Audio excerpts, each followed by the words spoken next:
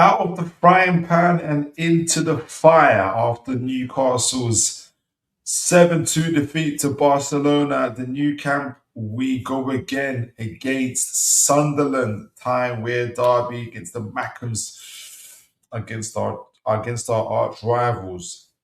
Can the Toon rise? Find out right here on Toon Tactics TV, folks. Brilliant from Share. And now Murphy can take on the shot. Fabian Share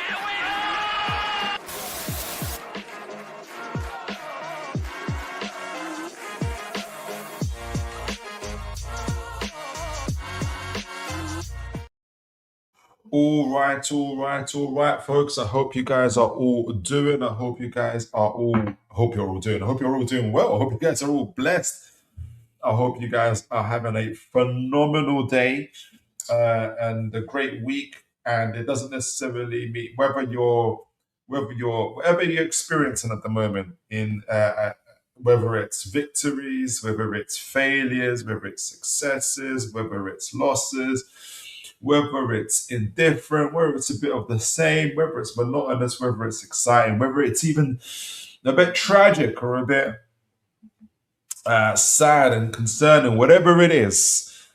I pray that all is well and you are able to deal with the ups and downs of life. And as I always say, living life to the full. Now, I'm looking forward to today's program, to today's show, because there's a lot to discuss. We're going to be doing a reaction to the 7-2 loss to Barcelona, talking about that game. Then we will be discussing, obviously, the match preview to the Sunderland game in preparation for that. And essentially, I think assessing, they'll be doing a tactical breakdown, but assessing where we are, psychologically. How do we expect the boys to react? How do we expect Eddie Howe and the boys to react? As always, sending in our predictions and our lineups for the game, but also transfer talk. Some of our players or some of their agents have been doing a whole load of talking on the media, and we're going to be breaking that down and I wonder, obviously, we'll be talking about Tonali and Bruno Gomes and everything else. And I wonder if you guys remember the show we had, I think it was on Tuesday, where we talked about media narratives and kind of how it's kind of shaping up and what's happening. And I wonder if you guys remember some of that, because I feel like some of the stuff we discussed is actually playing out right now, and it's we're going to be talking about that. I want us to be prepared. I want us to be ready. I want us to be, because I feel like I want us to be ahead of the game. I feel ahead of the game if I do say so myself, and I'm going to be explaining why. So lots to get into, lots to digest, lots to talk about. I cannot do it without you guys. I cannot do it without you. What I love about our show so much is that there's so many different opinions, but your opinions of substance. They add context. They add the salt and the pepper to what we're discussing. And so make sure you're sending your comments, you're clicking the like button, hitting the notification bell, and all the good stuff, as always. But before we get into kick off with the Barcelona game, good to see my man James in the chat, nice and early as always encouraging to see you, sir. God bless you. He says, "Hi, mate." Hi to you, sir. How are you, James? James says, "I was not upset about losing. Part of me thought we found our level in the Champions League. We need to get going more into our squad and add a few more talents in the core or on the team." And you know what, James? You probably hit the nail on the head in terms of how I'm feeling about it.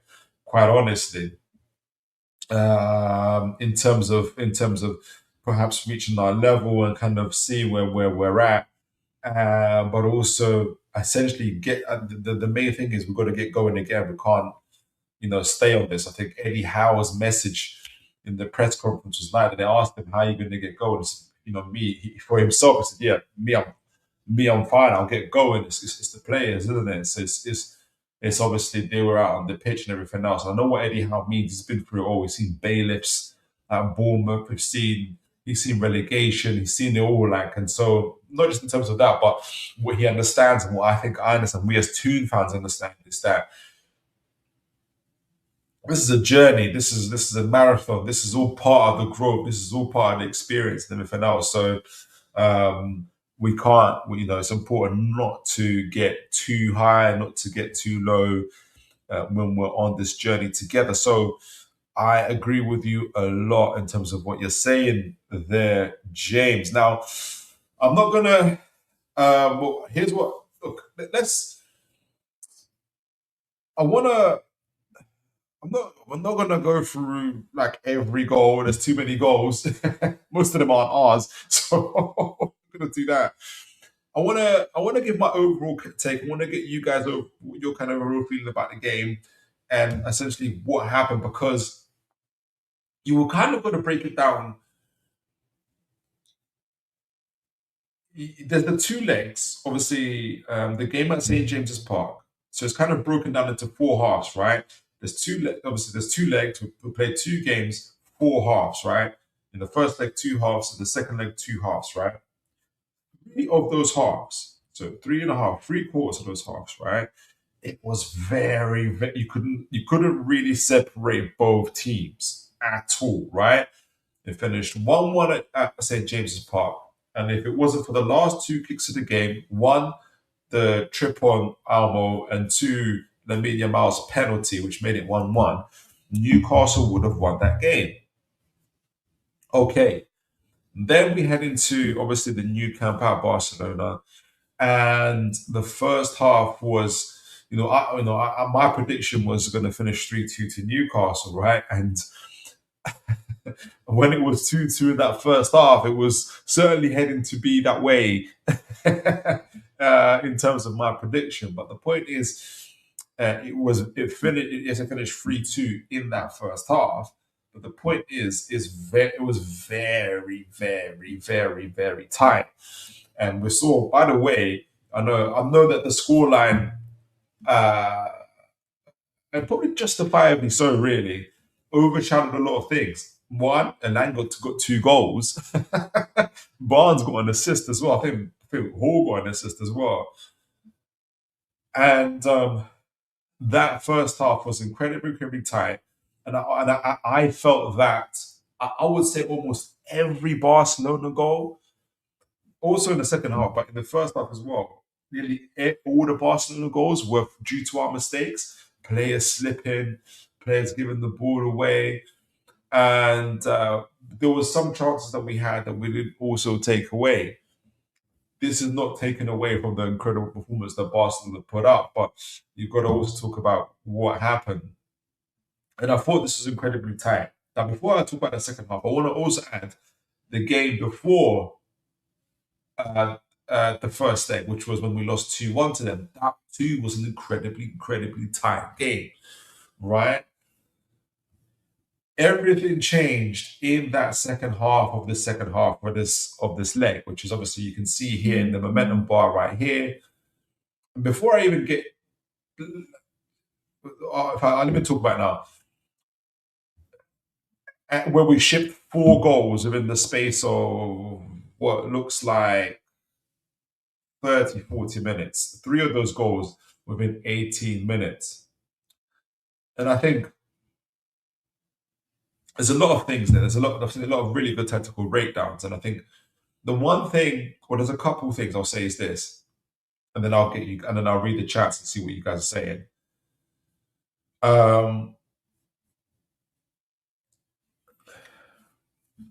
What got us in this game was obviously the Barcelona's rotations. Lewandowski dropping off, Pedri, Fermin Lopez running in behind, making third man runs and everything else like that, which is really, really good. And at the time, obviously watching it and everything else, I was like, wow, this is amazing. I went to the Spurs Kings show and said, like, I haven't seen anything like this in my life. But I have seen, on reflection, I have seen it.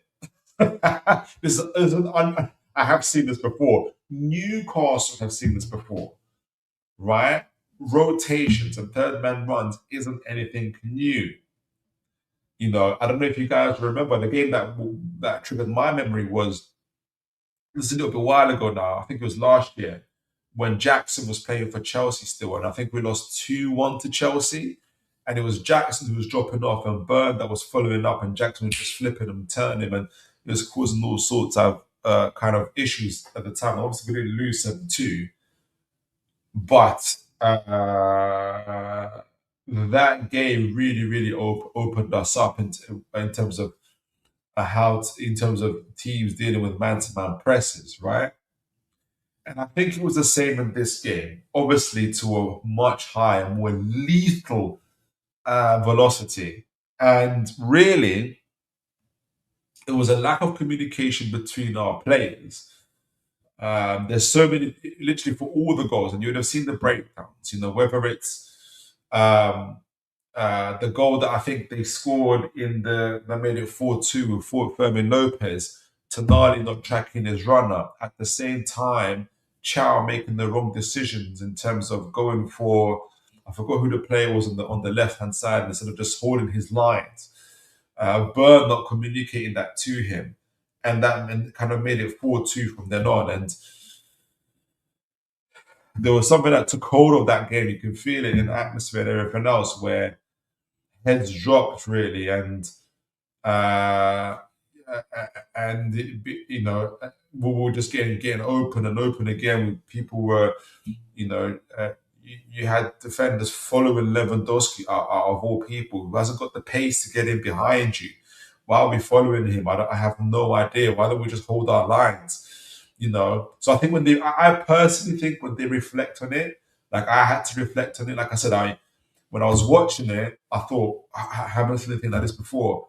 I went on Spurs Kings literally 15, 20, 30 minutes after the game, and I'm still like, wow, was that planet? I've never seen anything like this before. But then on reflection and watching the goals and watching the errors and watching, the rotations and everything else, yes, it's really, really good. It's amazing.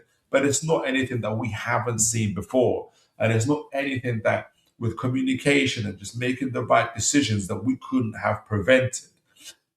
In the Champions League, though, those mistakes, you pay a heavy price. And I don't think what people maybe underestimate is that especially when it went 4-2, the game was gone. There isn't a Newcastle. We don't have the history of being so consistent in the Champions League where we can say, oh, we've seen this before. We've been 2 goals down, 3 goals down, and we've come back. So we haven't seen that before. We haven't achieved that before, right? So literally, I think the game was gone from a psychological and emotional point of view. There was no one there with the experience to really kind of drag and pull people together and communicate to follow their runners as well. And it was just one mistake after another. And I think what encapsulated that was the Jacob Ramsey, when him literally just passing the ball across the box neatly and tidily onto Rafinha, who then put it away. And you can feel the devastation from Jacob Ramsey's face, because he's been excellent for us. He's been absolutely excellent for us up to that point. The guy went away with us to PSG and absolutely was. I'm not going to say things like he dominated PSG's midfield. That didn't happen, but he held his own and he held the team. He held Newcastle together in that team, right? And that's away at PSG. He was really good for us against Chelsea. Against Tottenham away. He's ever since that PSG game, right up until even when he got sent off against Man United, where he was unlucky to get sent off, and we know he was unlucky to send off because there was an independent review of it saying ruling against the decision of him getting sent off. But even up to that point, he was been excellent for us. But that giveaway, that takeaway, encapsulated it. We've never ever seen Jacob Ramsey make that sort of pass in that sort of position ever. Not for Newcastle. I don't know what Villa fans would say, but I'm sure they haven't seen too many of those, if any, for them at Aston Villa. And I think that's all. That's what I think that encapsulated what was going on in terms of what was happening in that game, was happening in that stadium at the same time. So um, it's a lesson learned in so many ways. And maybe the players don't see it now, but what I think Eddie Howe will be telling them is, we're going to look back at this as one of the foundations of what will build our cup journey, our cup runs in Europe. This is, this painful experience, just like we did from the League Cup. If you guys remember when we lost in the final to Man United, we used the pain, the emotions uh, of that loss in the final to come back the very next year. Not only did we beat Arsenal in over two legs, but we beat Liverpool. We had beaten Chelsea as well in that one as well, and that carried us through. Obviously, at the time when we lost to Man United in that final, um, maybe a lot of people wouldn't have thought that would have happened. But we used the pain, we used the understanding, and even how we prepared for the final against Liverpool was very, very, very, very different. And so I think we're going to use that going forward, like we used even experienced this time in the Champions League from the previous one. The previous one, we didn't even get past the group stage, right? This one, we not only did we get past the group stage, we got past the qualifying stage against Karabakh and into the final 16 where we haven't been before. So I think it's an experience that we'll look back upon in terms of in the later years when we're in the Champions League, hopefully getting to quarterfinals, semi-finals, finals, and hopefully winning the thing. So, but we'll be reminding ourselves and say, hey, remember when I sent it to Barcelona? That was crazy. So that's my overall feeling about that. I'm going to go to the chats in a moment, but I also wanted to comment on the starting lineup just finally as well, because I do remember, and I don't know if I can't remember if it was someone said it. I can't remember. Somebody said, one of you guys was talking about it, but you were spot on, and you said Trippier and Burnley are going to play. And I said, I just distinctly remember saying, I, I can't see a reason why they would play if they're fit and they're ready. Botman adds his ability to make line breaking passes as well, and he can handle Lewandowski by himself, right? And with Livermento's ability to make powerful runs on the ball, why would we give that up? Well, we gave that up. So Eddie went with Burn and Trippier anyway. And look, for the first half of that game, he was looking vindicated for that decision. And of course, in the second half, everything changed. Now, it's hard to say. Why I mention that is not to say, "Oh, if Botman and Livramento started, we wouldn't have lost 7-2." I don't, I don't think they would have prevented that. But it's more to say that I would have wanted them to start. I would have wanted them to start because of what, because of like for the things that I mentioned in terms of their quality and durability. I think the fact that Trippier and Burn started is more to do with their experience and everything else. And it was, and look, hindsight is 2020, right?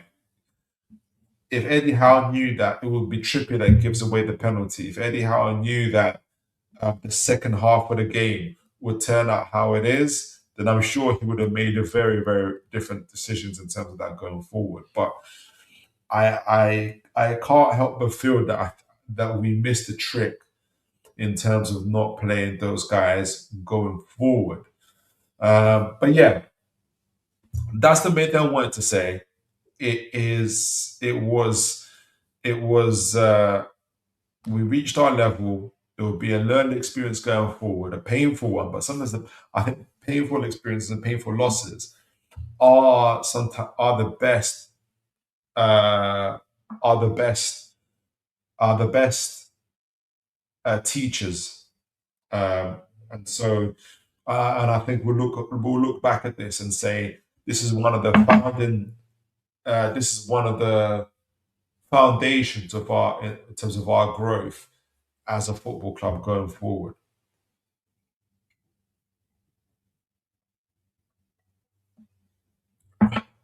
Right, so let's see what you guys said in the chat before we move on to the Sunderland game.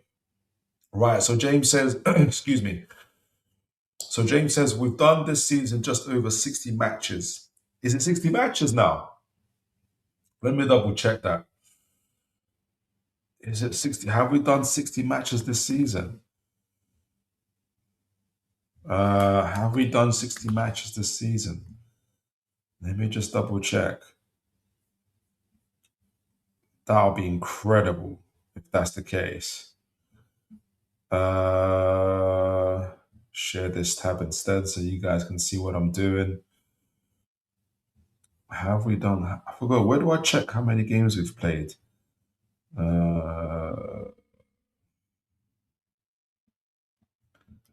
many? Have we played 60 matches? We played. I don't think we played 60 matches. I'm wondering if we reached 50.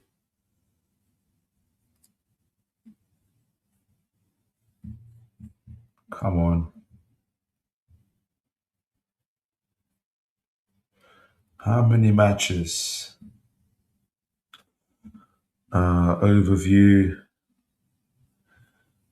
I do love transfermarket.com, but I always forget how to navigate my way around it.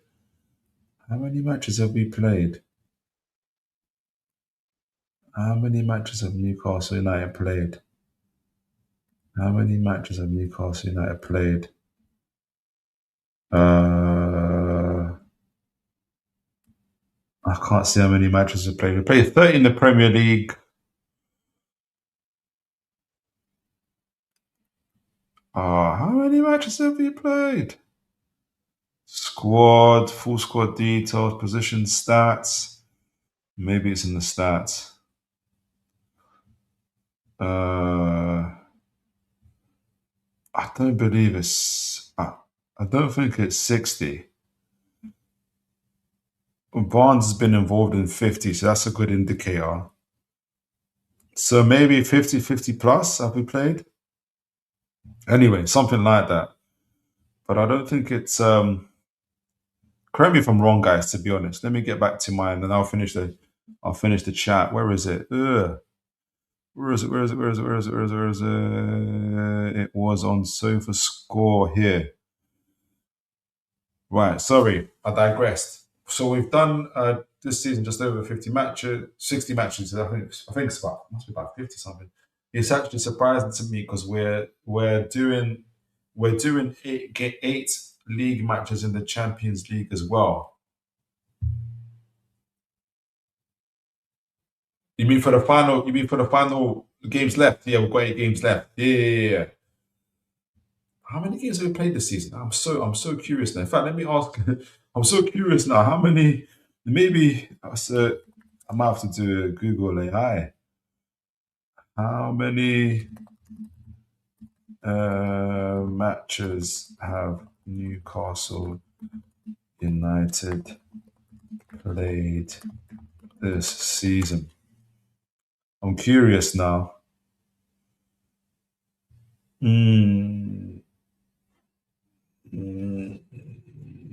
They're saying, so Google's saying that we played 49. So 30 Premier League, 11 Champions League, 5 League Cup, 3 FA Cup, 49 matches.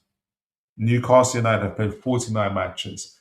The Sunderland game will be Newcastle's 50th match. So that's interesting. James said, I forgot to include this, but Barcelona's home advantage is stupid. It was always going to be a long shot. But I don't think if we're going off that first half, I think it was them that were nervous. I think it was them that were tense. That first, I don't think we thought too much of that Newcastle. We started off really, really brightly, very, very sharp. So I don't think we're gonna go. I don't have any. I don't think we're gonna. If we go back there, we're gonna be like, oh, I can't believe it. We might be thinking we don't want it to be 7-2 again. That'll be the main thing. But for me, I don't know. Not for me. Bobby Fairview says, big up to you, Bobby. Good to see you, sir. God bless you. And Bobby says, big up Philip and the Toon fans. Where was my 2012 Chelsea performance? And I know you put in the comments, you kind of really saw us as dark horses. I publicly backed Eddie Howe, and now my track record is intact.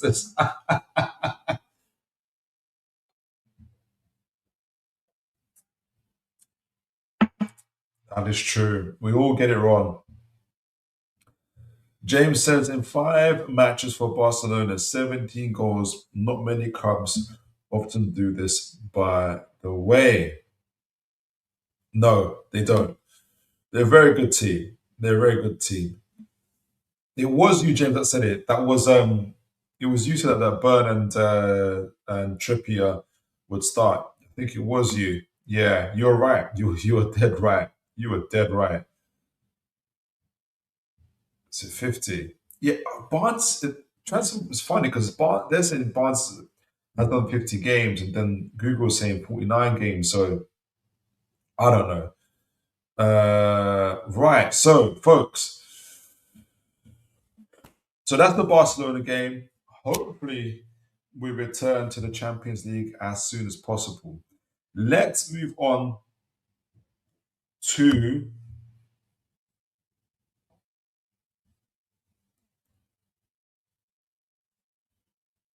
Sunderland. Let's move on to the Tyne-Wear Derby. How are you guys feeling about it? What an opportunity it is. I see it as an opportunity for us to, what's the word? Exercise any ghosts from the Barcelona game, and what a game to do that in. I think Eddie Howe again said the same thing around that. Whereas if there's any game for us to get back on track on, it is the Sunderland game. And I want to, before I talk directly about Sunderland, I want to look at the league table for us because there is a lot of incentive for us in terms of. So let me just take that down first. In terms of going forward, I'm also going to look at where Sunderland are at. We'd like to see what the opposition are doing. So let me get this here. That's Barcelona. So let's, in terms of everything else, I'm going to kind of match the teams and talk about them. So, all right. So let's make sure you guys can see that. Yes, you can. All right. So, obviously, we're currently ninth after 30 games with 12 wins and 12 losses. Jeez Louise. And 6 draws, 0 goal difference. So literally, you couldn't get any more down the line than that, really, isn't it? 43 goals scored, 43 goals conceded, 12 wins, 12 losses. You could not get any more down the line than that. And what the last 8 games present to us is an opportunity to, as where we get to solely focus on one thing and one thing only, and that's the Premier League. And especially after the Sunderland game as well, we'd have the 7 games where Newcastle just playing one game per week essentially. So it's 8 games, 24 points to play for. We're currently on 42 points.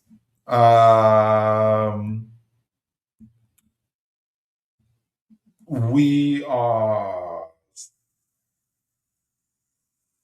7 points behind Chelsea. No, Chelsea on 48 points. Excuse me. So we're 6 points behind Chelsea, who are on 48 points. No, sorry, I'm looking at Liverpool. So Liverpool are the ones who are fifth. Liverpool are fifth with 49 points. So we're 7 points behind them in Champions. If we're looking at Champions League, and you just had those that Aston Villa lose three in a row. But a lot of people think they're going to drop out, but I don't know. But anyway, so 7 points behind Liverpool, who are currently in fifth. 6 points behind Chelsea, who are currently in sixth. 3 points behind Brentford. But also, we're kind of 4 goals behind in terms of goal difference, who are on 45 points. And obviously, 1 point behind Everton, who are on 43 points. So there's all to play for, is what I'm saying. 24 points to play for. And the sole focus now is the Premier League. Where can Newcastle finish? What can we do? And it's all about momentum. It's so important going into this game against Sunderland, who are currently on 40 points, 2 points behind us. Going into this international break, we don't, God forbid, but we don't want to lose and be behind Sunderland in this international break either. So Sunderland currently played obviously 30 games. Look at this down the middle. Sunderland have won 10 games, have drawn 10 games, have lost 10 games. That's crazy. And they're a -5 goal difference. They've scored 30 goals this season, conceded 35. Obviously, they've got the magic 40 points. And so, really, obviously, they have achieved. They have achieved Premier League status. I think they've secured the Premier League status at least for next year. So I wanted to point that out in terms of what's there to play. That there is still a lot to play for. Now I don't know if Sunderland plan to play for Europe. I'm pretty sure they're happy to have secured the league. They might be thinking a little bit higher. So there's a lot to play for. But the main thing to play for is pride and local pride as well, and the emotions behind that. So we'll be talking about that as well. We obviously lost to them through an own goal by Baltimore a couple of months ago at the Stadium of Light. So we want to put that game right as well. Now, before I go to my new favorite tool, Data MB, I just wanted to go through a number of other stats of where Sunderland are at in terms of overall data. I might take a sneak peek at Newcastle as well.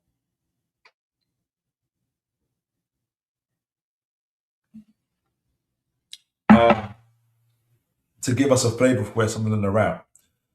Let me see what you guys said in the chat quickly. James says, excuse me. James says, Forest and Crystal Palace are into the quarterfinals in their respective competitions. Raw, okay. So Conference League and the Europa League. What about Villa? Let me just double check this quickly on my phone. What about Villa as well?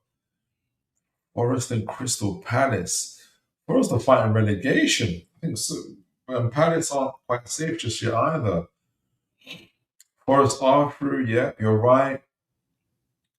Villa are currently 1-0 up against Lille, and I think they got two. I think they must be 2-0 on aggregate as well. So they're looking to go through. That's phenomenal. I can't see Crystal Palace. Crystal Palace are 2-1 up. They've won. Crazy. So what's that going to mean going forward? Because we're also playing Palace after Sunderland. So it's interesting. James says my preferred option would be Euros, but if not Conference League, but we need to get our cards right. I didn't need to be saying them. You may not stay at the club if you don't push yourself in the last leg. Obviously, that kind of moves on to the transfer talk, which we're going to be doing a little bit later. But let's quickly switch back to Sunderland in terms of where they're at in terms of some of their metrics. And obviously, I'm going to have an overview first, and then we're going to get down into the nitty and the gritty in terms of everything else.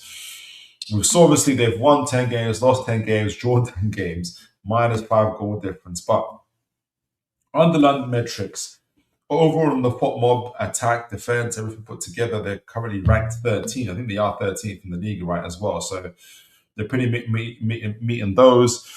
Goals per match, they're 18th in the league. Not again, compared to with everybody in the Premier League, they're 18th, so very low. Goals conceded per match, they're third as well. So they don't concede a lot of goals either.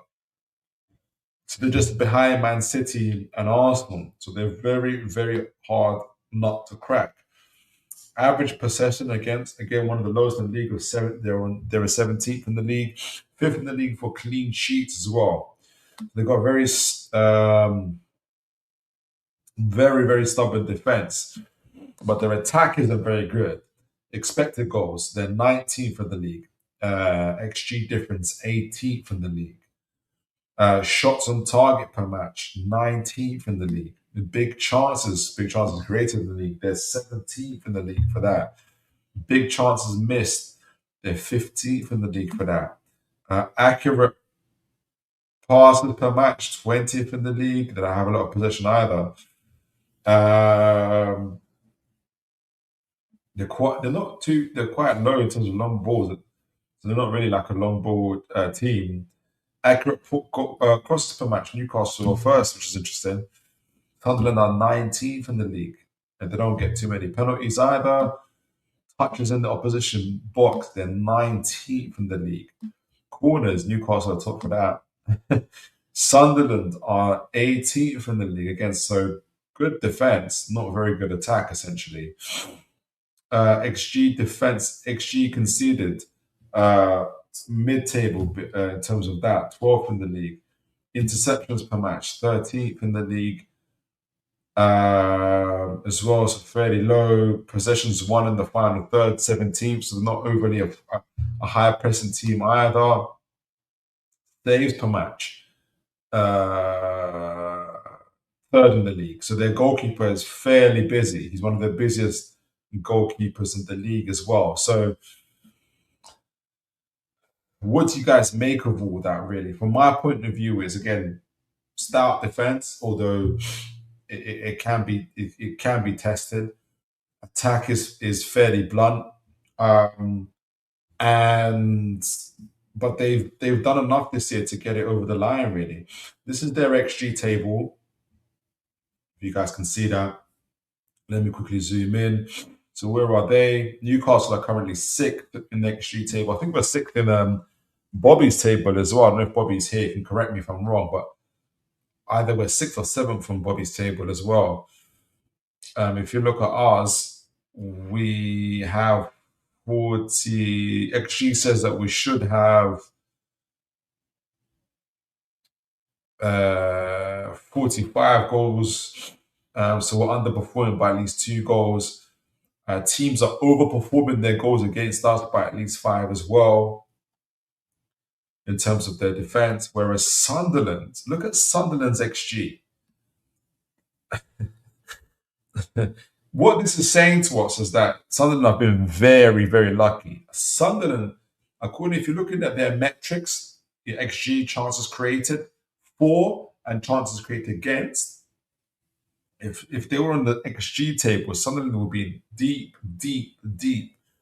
in the relegation zone.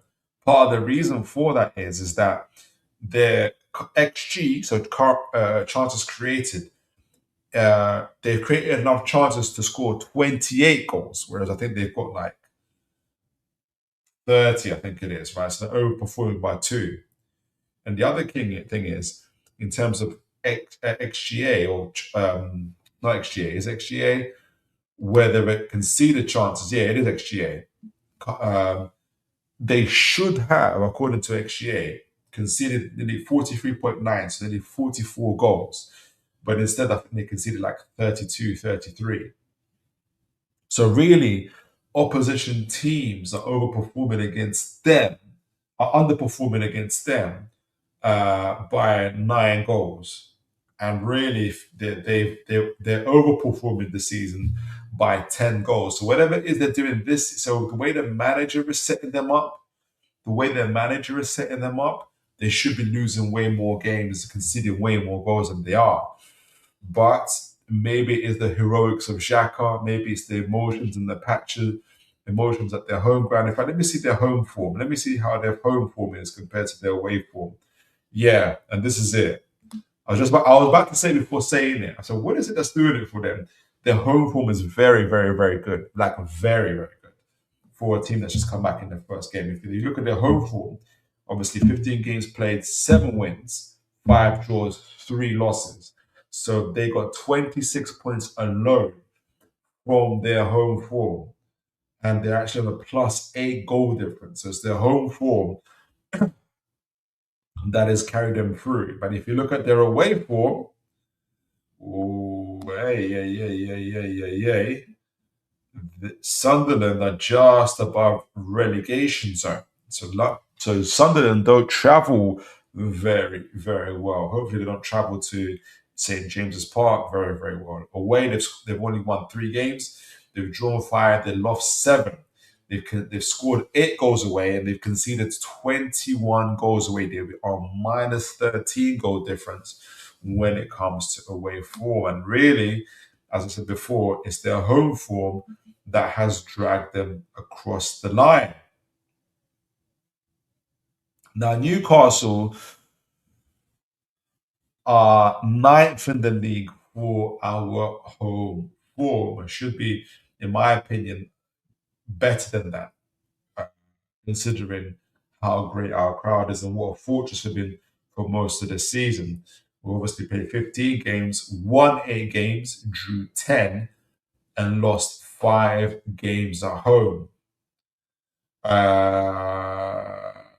We have scored 28 goals and conceded 24, and there's your problem in terms of goals conceded, and with a +4 goal difference. So hopefully that becomes even higher. Hopefully that doubles after we play Sunderland. So there you have it.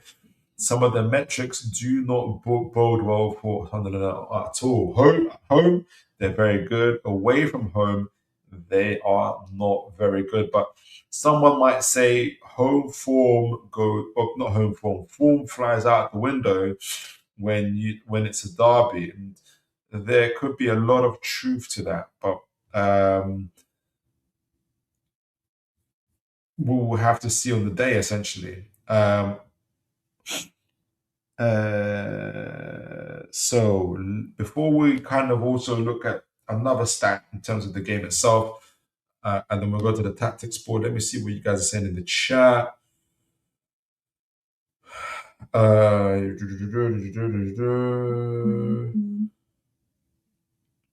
anyone say anything? James, I think it's this here. Yeah, James didn't even point that out as well. Their saving grace is their home form. Yeah, exactly. And it should be for a newly promoted side. James says Aston Villa basically threw as well. Yeah, Aston Villa have done very, very well. They've done very, very well, handling Premier League, Euros. They've done very, very well. Very, very well. All right, so another thing, like I said, I love my data MB. I love my new Finity match site as well. So I wanted to add to what we were saying before. So just obviously just on the back of what we're seeing in terms of Potmob kind of said that, Sunderland essentially have a very good defense, although they do concede a lot of shots. Or the defense is better than their attack, basically. They're quite blunt in their attack. What has carried them over has been their home form, which has been very, very good, and their away form has been woeful. But if you're looking also underlying metrics for Sunderland, when we're looking at the XG table, if you're looking at the XG table, Sunderland should be in relegation. So in terms of goals created and goals conceded, Sunderland should be in the XG table. So what it tells you is that how their manager, how they've been set up is for a relegation side.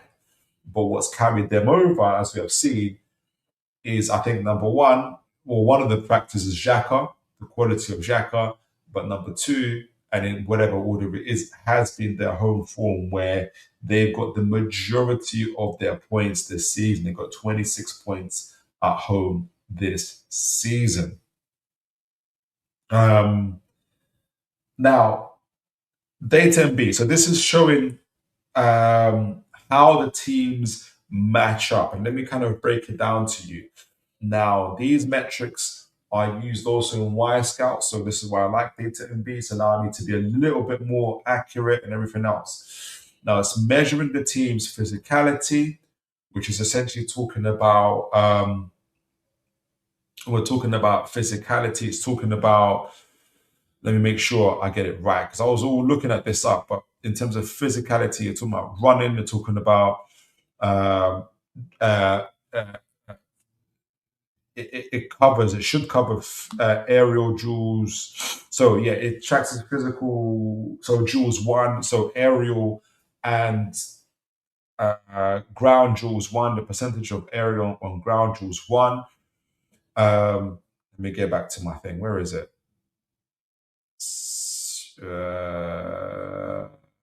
So yeah, aerial and ground duels one. Pressing, obviously, how many passes does your opposition make before you close them down? Goals, obviously, is self-explanatory. How many goals have you scored? Attacking is talking about shots on target, touches in the opposition box. Those are the type of stats that take in. Possession, obviously, how long you hold on to the ball for. Counters is talking about how quickly or how often a team is able to switch defense to attack. Um, uh, and that's what it's talking about. Encounters. Defending, obviously, is talking about how many goals you concede, how many shots you concede in that. And so that's what they use to kind of measure the teams. Now, Sunderland are here are in orange, Newcastle are in green, and the one place that Sunderland, exceed Newcastle, the only metric this season that Sunderland exceed Newcastle is in the defending. And I think a part of that is, well, part of that is our own defending and kind of the fact that we've conceded more goals than Sunderland as well. It hasn't helped in terms of individual errors, goalkeeping errors. I think that's been the big thing for them, for us. And what's frustrating about that stat is we've just seen in terms of the XG or the XGA. So we've really limited a position to have overperformed against Newcastle by 5-6 goals this season so far. Of course, we've limited according to the chances that we've conceded. And take for example the goal that Pope conceded against Everton and West Ham and different places like that. There's an example of those type of goals going in where they've exceeded as well. So that's the one metric that Sunderland currently are ahead of Newcastle when it comes to physicality, pressing, goals scored, attacking, possession, counters. Newcastle far exceed Sunderland in every other area. Newcastle are in the 62 percentile for goals, 66 percentile for attacking, 64 percentile for possession, 51 percentile for counters, 50 percentile for defending, obviously Sunderland on 62. Physicality, Newcastle on 77.5 percentile, and in pressing 73 percentile. And what I hope and what I expect is all of those metrics, including defending, hopefully, to be raised at St. James's Park. And I wanted to point that out going into this game that in every metric, if you give or take the defending part, but that seems to fly out the window when Sunderland are playing away. Newcastle are a better team than Sunderland. Now, you've got to prove that on the day, you've got to prove that on the pitch. That goes without saying. But Newcastle, make no doubts about it, Newcastle are favourites in this game. We've got to act like favourites. We've got to perform and play like favourites in this game. So let me know what you think about that. As I've mentioned, Newcastle as a team at home on literally every other metric as well, in XG as well, underlying metrics, how we set up what we do. Newcastle are a better team than Sunderland. The main unknown or the main factor is that this is a Tyne-Wear Derby. This is a one of the most publicized, one of the oldest rivalries, one of the most emotional rivalries. Local pride is at stake. That's where the unknown sits. That's where you get the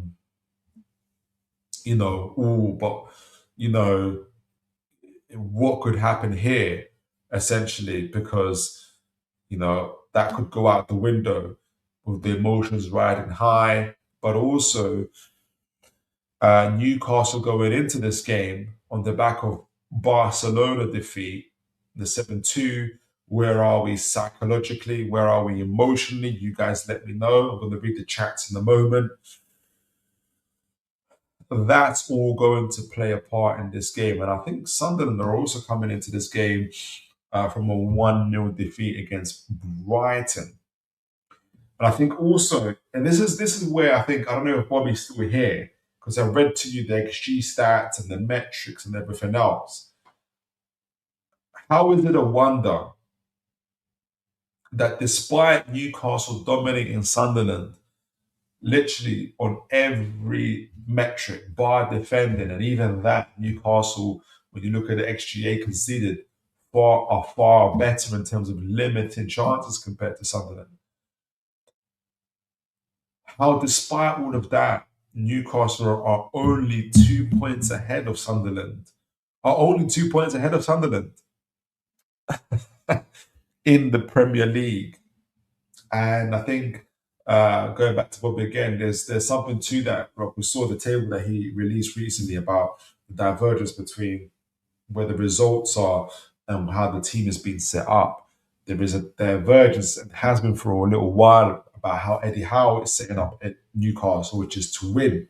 How Eddie Howe is setting up Newcastle is to be a top 5, top 6 side. How the players are playing is like a top 8, top 9 team. And with these last 8 games to go, and hopefully beginning with Sunderland, we need to see that turnaround. We need to see that change. So, I thought you guys saw me doing this, so let me share the tactics board with you guys. But let me see what you guys are saying in the chats. James says, at least we still got a very nice polygon. In fact, we should cut it out and put it in our kits. I like that one, James. James says, yes, Bobby. Oh, sorry, talking to Bobby. James says, I can't say this is going to be good news or bad news. It's always going to be a different story when it's a derby. And I couldn't agree with you more. That's the main unknown in this, is that it's a derby. It's going to be highly, highly emotional. Lots of local rivalry. It's going to be at 12 o'clock on Sunday, though. So people aren't going to get their drinks in. That's going to be playing a part. It's going to be early. Lots of police because of the horses and everything. That whole police, I've got horses on my mind, but all sorts of like riot police and everybody else. So guys, let me get my drink. I'm thirsty. Let me get my drink. I should have brought my water. Just one moment, guys. Let me get my water. But let me keep my mic on while I'm talking. But yeah, so lots of that's the main unknown in this. Like, despite the metrics, despite the home and away form factor, despite better quality of players as well, Despite all of that, it's only 2 points that separate Newcastle and Sunderland, and it's a derby. It's a derby, and we've already lost the first derby as well at the Stadium of Light. So they currently hold bragging rights, Sunderland, right? We really need to win this game. I'm sure they feel that they're going to win this game because it's a local derby, but we really, really need to win this game. We need to get into Europe. We need to avenge our defeat to them, but we also need to avenge our defeat that we had against Barcelona. We've got a lot of ghosts that we've got to let loose.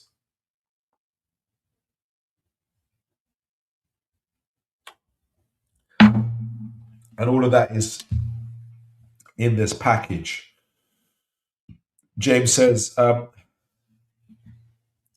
one match of I'm actually glad that I will be watching. I'll be skiing at that time. I'll check the score when I get a drink. How can you miss this game, James? But fair play, fair play. Do your skiing. You're going to be having a great holiday, so do your thing. Right. So let's get into it. Now, as you know, we've seen the metrics. Newcastle are fully expected to hold most of the possession in this game as well. Sunderland, I think, will take a fairly relaxed attitude as they did. Not relaxed attitude, what's the word I'm saying? Defensive approach, as they did even in the Stadium of Light. I expect us to be very aggressive, or in terms of our press, physicality. We will go man to man again. Sunderland are not Barcelona. So there is that as well. So let me make sure that send in your starting lineups, guys. Send in your starting lineup. Send in your score predictions from now as well. Who do you think will be playing in this game? By the way, has there been any news on Tonali? There's been transfer news on Tonali. We're gonna speak about that in a moment. But has there been any? I saw something. I'm sure from Keith Downey somewhere. But has there been any updates on Tonali? Is he fit to play? Let me ask Google AI. Is Tonali fit to play versus Sunderland? Is Tonali fit to play versus Sunderland?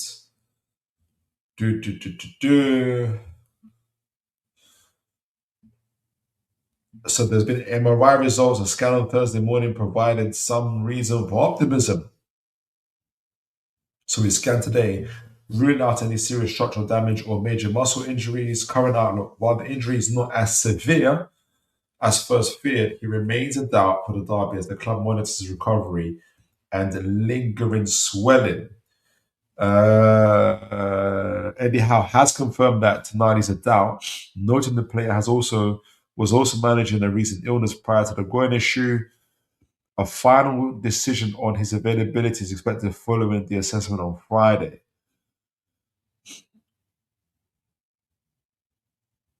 So it sounds like it's touch and go. It sounds like it's touch and go for Tonali.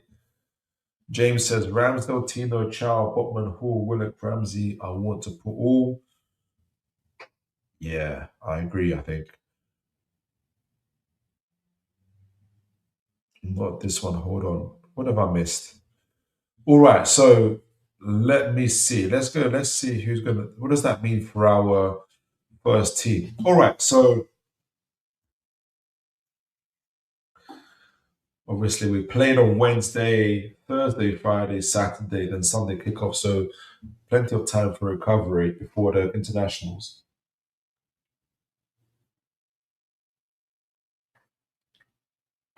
Right. So I think we keep the same front three. I think we keep the same front three. Excuse me. Now midfield.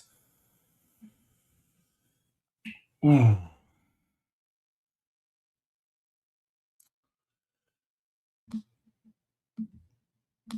Mm, Joe Linton in the derby. I'm already scared. I think we can afford to rest Tonali. And I don't think he had the greatest game against Barcelona regardless. Now, there is a thing. Uh, I'm just stating the option here. So I think I got a message.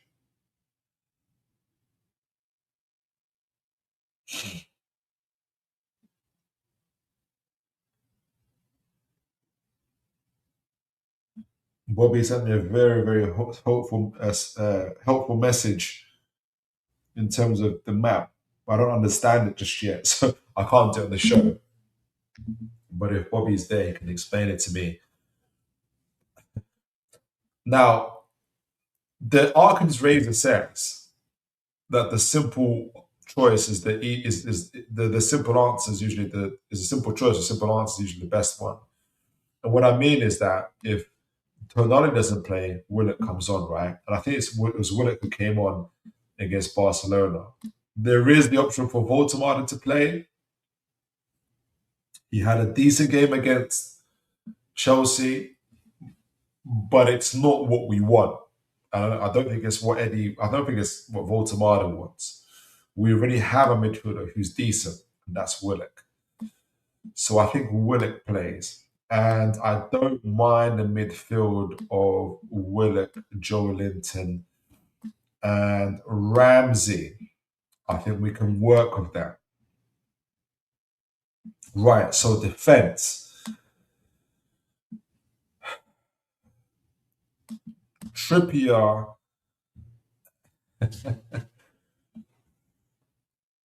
Yeah. Livramento should start. I hope he starts. I'm again thinking it's a derby. Is Eddie Howe going to want experience again? I was going to say play Botman, but it's a derby. Burn is a Geordie lad. Is that going to come into Eddie Howe's thinking? Would you want Burn on the bench for a derby? That's the question. But his best team would be to play Botman. Botman missed the Champions League.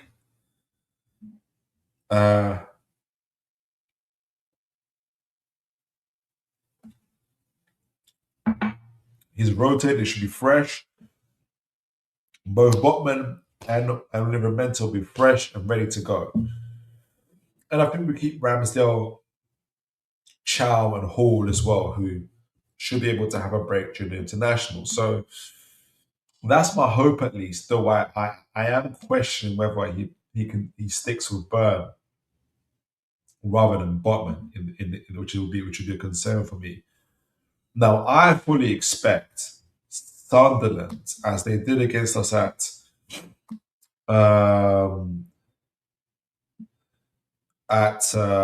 Stadium of Light, to have to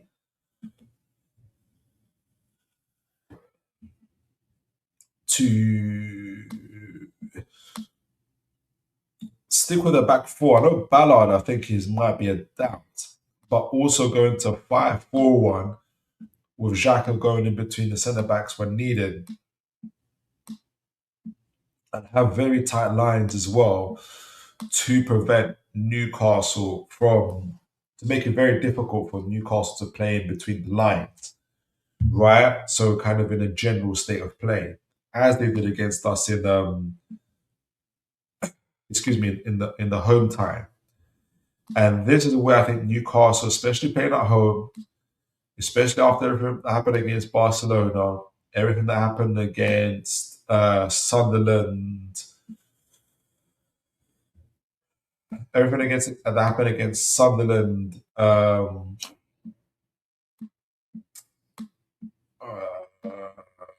at the Stadium of Light, I think there's an expectancy for us uh, to be obviously the aggressor and to push forward. There's a couple of things I'm thinking about here. Actually, you might see me. I'm a little bit like, I wonder how we do this, because there's a couple options that we have, especially this. So, say for instance, we choose uh, to press.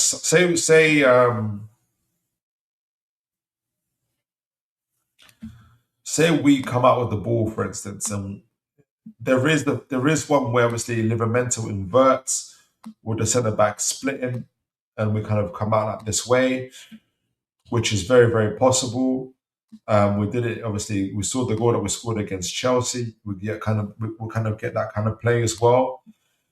Because what that does is, with Livramento inverting, you'll either get Ilanga, like you'll get a situation where Ilanga's on the outside looking to stretch with Joe Linton, either Joe Linton or Ramsey and or Willock, depending on what side it is, joining in. So, say it's Joe Linton this time, though Joe Linton doesn't really like to play on the right. Maybe it was Willock last time actually that scored against them. So you'll have Willock on this side, Joe Linton on that side, Ramsey maybe through the middle, with Livramento here. And how intense, and they're not very intense in terms of their press, especially in the final third. Sunderland, they're very low in the league, low down in the league for their pressing. So I expect them to be quite fairly passive, especially in our third and pressing in our third. So I don't expect them to have a very high press from this position. Sorry, guys, let me get my sinuses are going off, so let me get my tissue. So the league, when we looked at the metrics,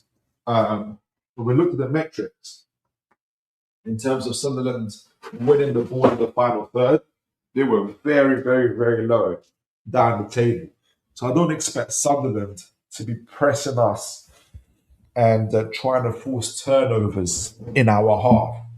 What I expect is Sunderland to try and to stay within their half and try to spoil any attacks and hit us at the break where they can. So what's going to be important for us is to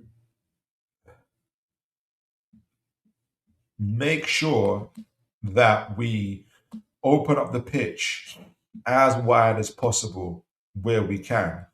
And it's going to be interesting to see how we build up. I think that's going to be key.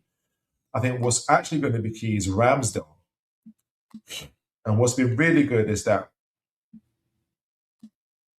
because we have a ball-playing goalkeeper, it frees the likes of, for instance, Livramento. So both of our fullbacks can really, really push up, right? And when our fullbacks push up, what that means is that if you're Chris Rigg or Taibbi on this side, you either go with your man or you stay where you try to be and stay compact. If you stay and be compact, you end up leaving these spaces in between the lines. And what then could happen is,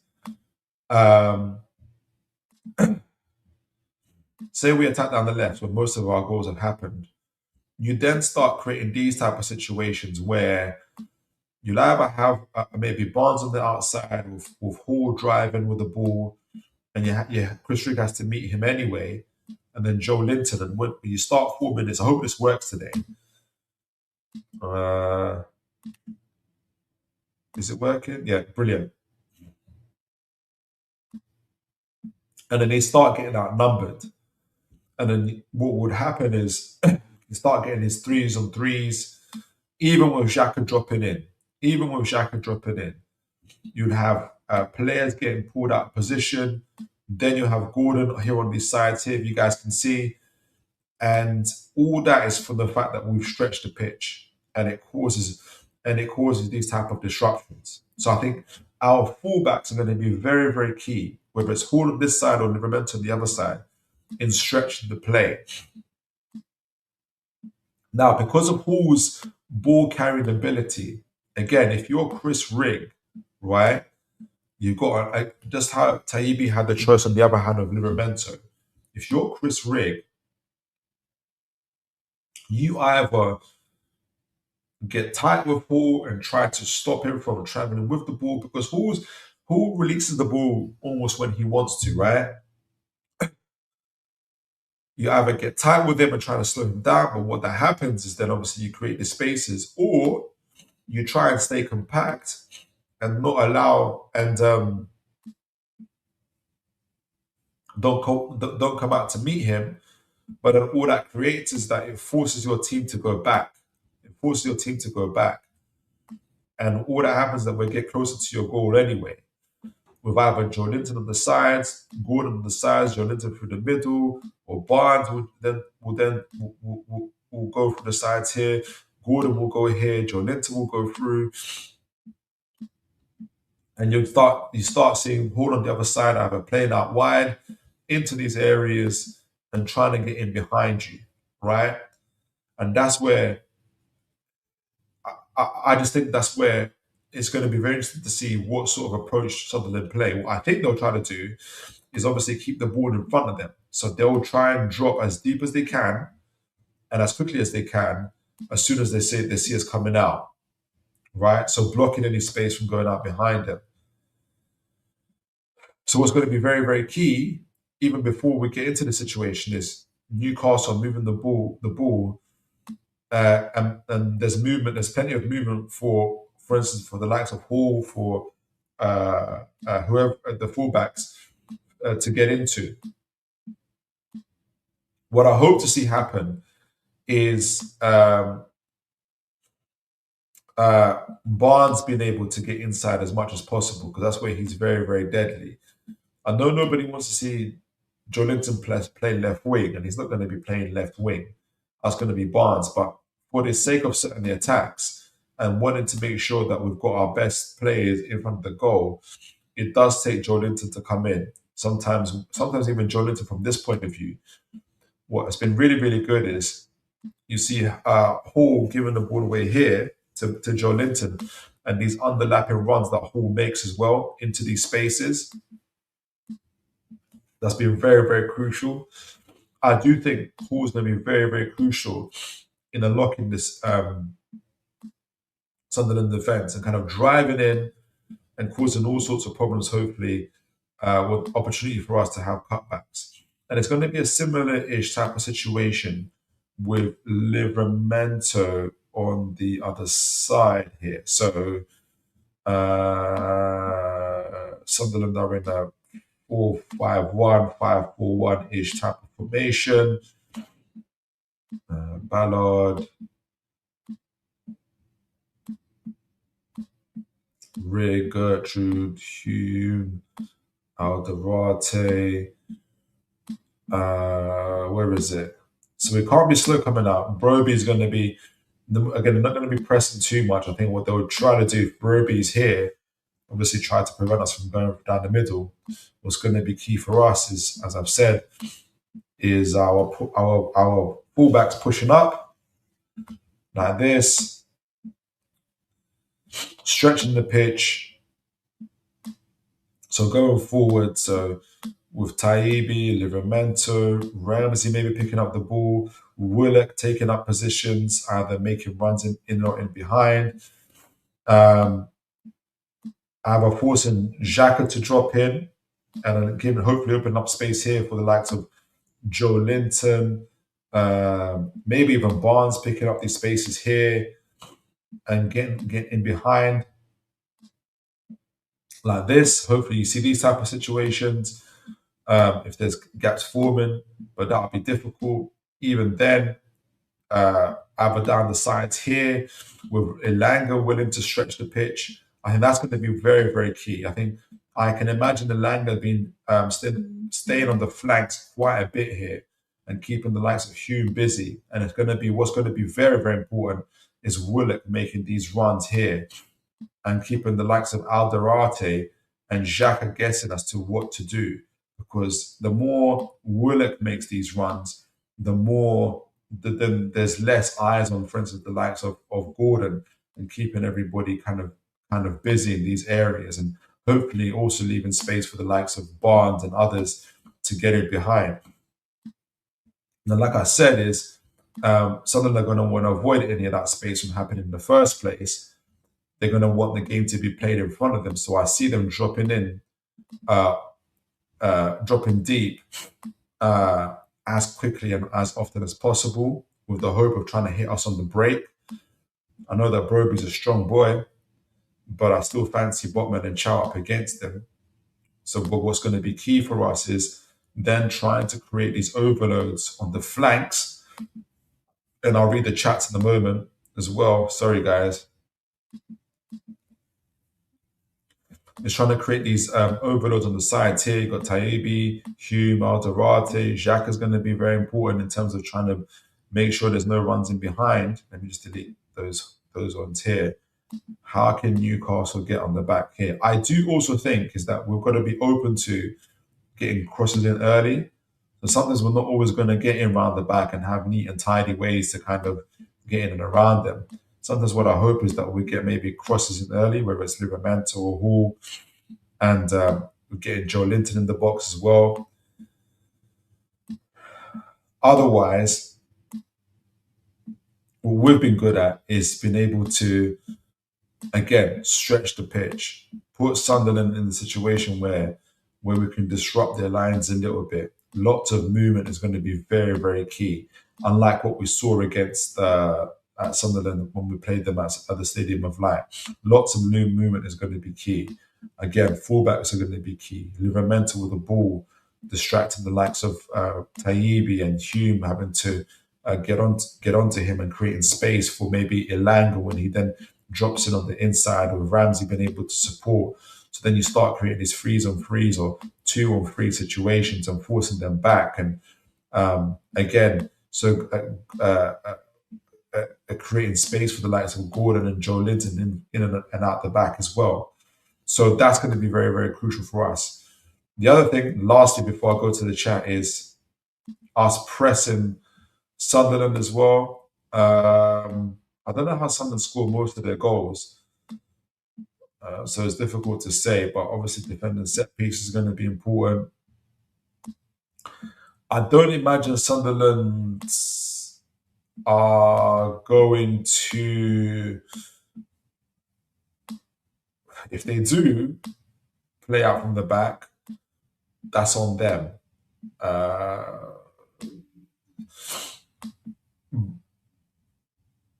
But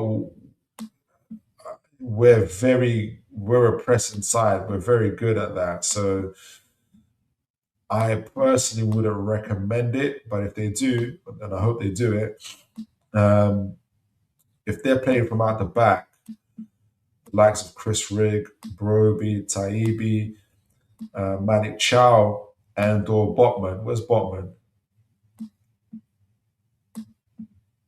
Siddiqui with his pace and others as well. I think there's a lot of flank play from the likes of Diarra, Siddiqui, sorry, important players for them, but I think I've got their players mixed up. But I just can't imagine them wanting to play out from the back too much against us. Gertruda, so Rigg, Broby, Xhaka.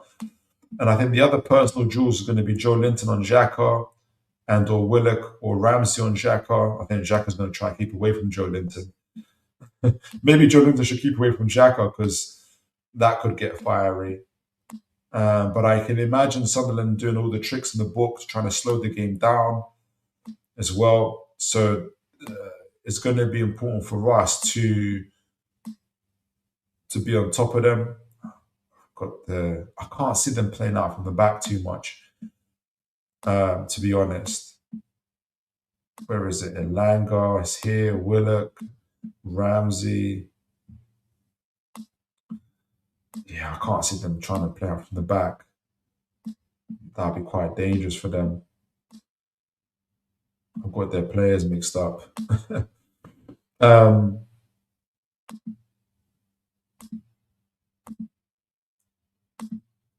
I've got their players mixed up. Where is it? There we go. Sunderland. Yeah, I can't see them playing from at the back. That'd be dangerous for them. Now, Taibbi's got pace. We have to be aware of that. Obviously, Chris Rigg is a talented boy as well. They've got him out wide, but he's more like an 8 to me, in my opinion. I'll be surprised if they're going to chance it and try and play out from the back against us at St James's Park in the type of mood that we're going to be in. I'll be very, very surprised if they chance it like that. I'll see us being very, very aggressive in our press and forcing them to go long. Where I still fancy Horde in a one-on-one with Chris Rigg, Livermore with Taibbi, Botman with Broby, Chow against Siddiqui or whoever else. So it's going to be interesting in one, but that's another area that we can win. But in terms of beating that low block, our fullbacks are going to be very, very key in this game. So guys, send in your predictions. Send in your predictions. I'm going to give mine at the end before we go on and start talking about transfers, but let me know your thoughts. James says, Ramsdale, Tino, Chow, Botman, Hall, Ramsey. Oh, yeah, I think I read that. Brilliant, brilliant, brilliant.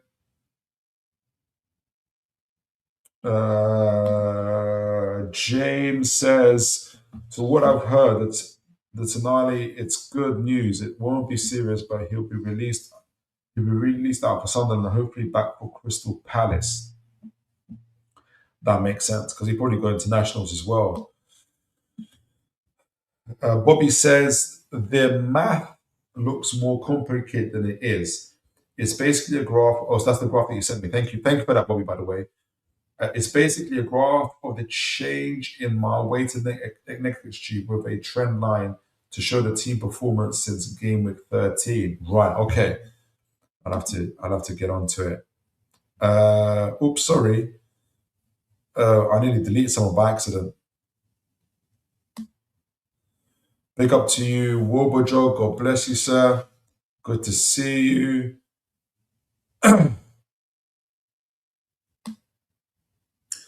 James said, no, not James, sorry. Wobojo says, sorry late to the party. No matter when you come, Wobojo, it's always a blessing to see you. Sorry for late to the party. Phil, what's up with the somber vibes here? I'm not somber. I think you expected us to be somber, but I'm not somber at all. I don't feel somber. Maybe I've got a tired voice. I don't know. Wobojok says, ends up going after the player. Sorry, I missed that. Ends up going after the player or ball rather than actually manage the space during the press, which leads to openings in your lines that allows the other team to beat your press. I feel like I've come into the middle of the conversation. If you're I feel like it's about Tonali, which I agree to. If you are, let me know. I think it's about Tonali. But yes, if that is Tonali, then yes, I agree. Big up. Oh, good to see my man Oliver. God bless you, Oliver. Evening to you, sir. And yes, obvious, we need the reaction. So, guys, what is going to be our reaction? Send in your score prediction. Send in your score prediction. As I mentioned, we're better than Sunderland literally on every metric. We've talked about it as well. When we looked at data MB and everything else, on the XG table, on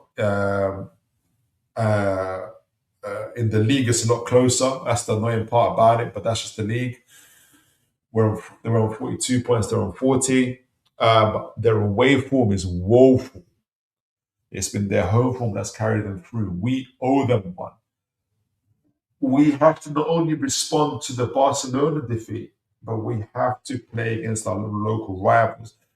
And that's the main unknown part, is because it's a local rivalry.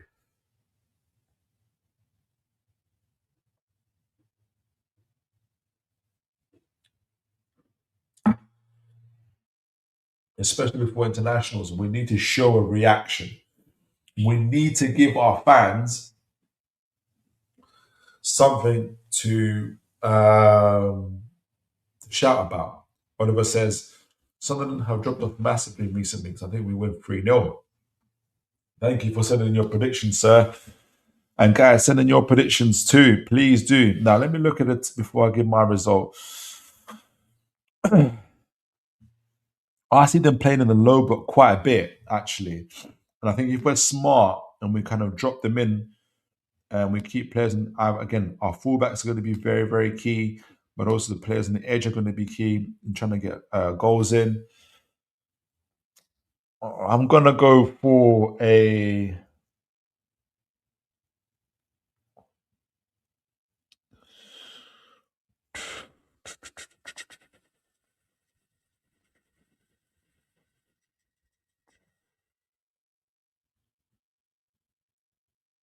I'm going to go for a 2-0.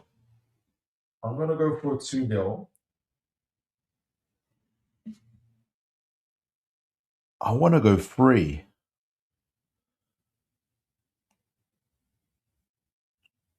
I'm going to go 3-0. I agree with Oliver. Because I think Gordon pops up with a goal. And I've got Willock and Elanga.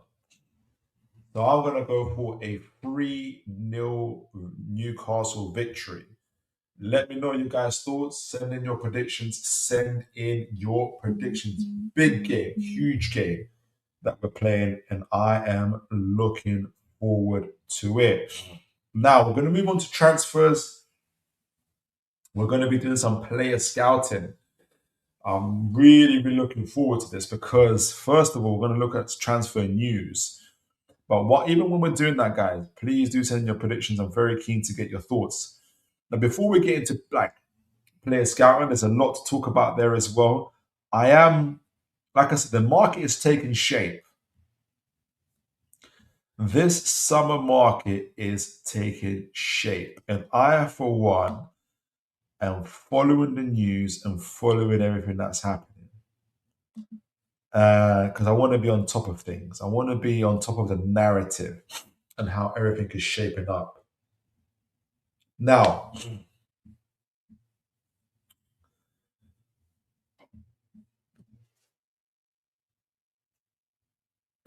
Oliver says, I also think we're going to face a mass exodus on summer. The question is, how effective can our recruitment be next summer, this season? We're going to talk about exodus and exodus right now, Oliver. Where do I start with this? There's a couple of places I want to go with this. So, guys, if you can follow me, let me know your thoughts and everything that's going on. Now, this is today's news, right? I'm going to be going backwards and forwards of what we said on Tuesday. This is today's news, right? And there's been even more on top of that, actually, whilst I was preparing the show. So this is the United stand, but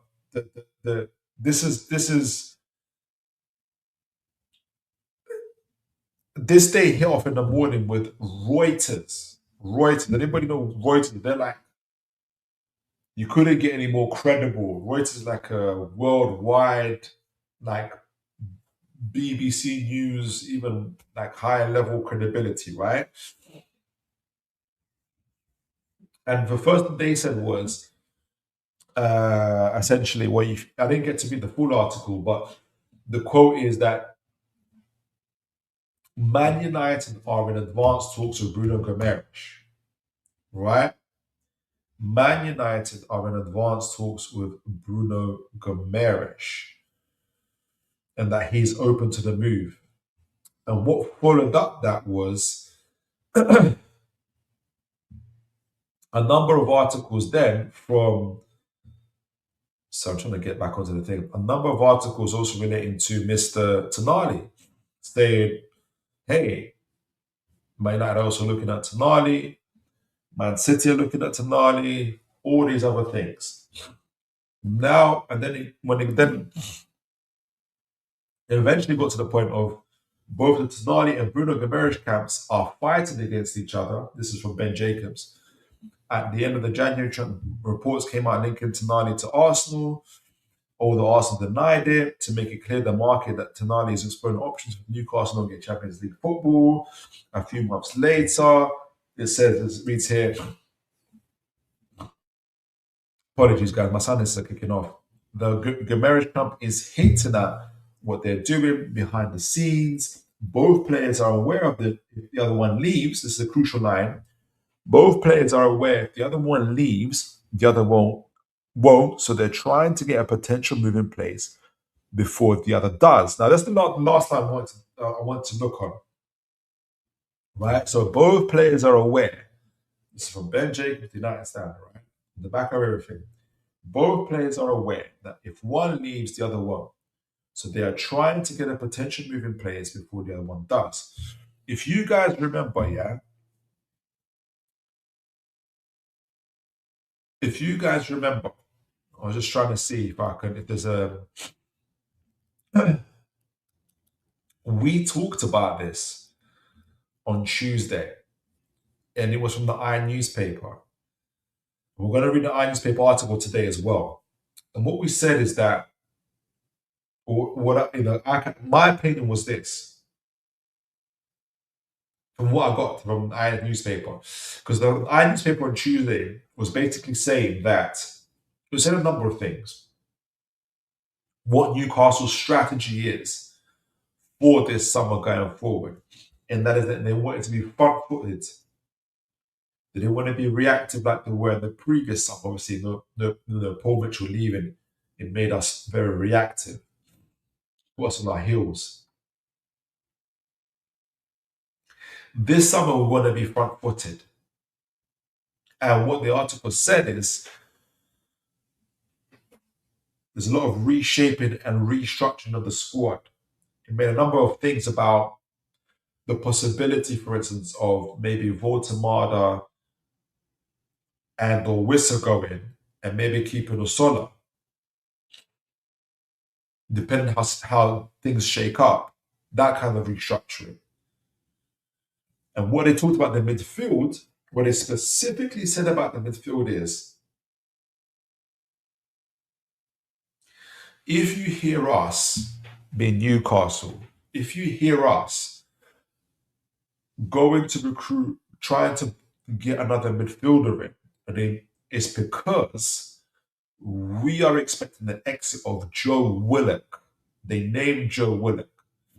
And in the same article, they said, hey, we are targeting Lamine Camara from Monaco. So the way they're seeing it is Joe Willock out, Lamine Camara in. That was the thing that they were saying. The other thing they were saying is this, and then kind of double down in this Iron newspaper article today that we're going to get to in a moment. We've got Bruno and Tonali here, and I'm going to kind of explain where I'm heading to with this as well in a moment. That if there are any players who also wish to go, or like what they're basically saying that there are players kind of also would wish to go, there'll be fees on them as well. So if you look at them, if you look at this article today, it kind of repeats itself. So this is today's article. So actually, let me go back.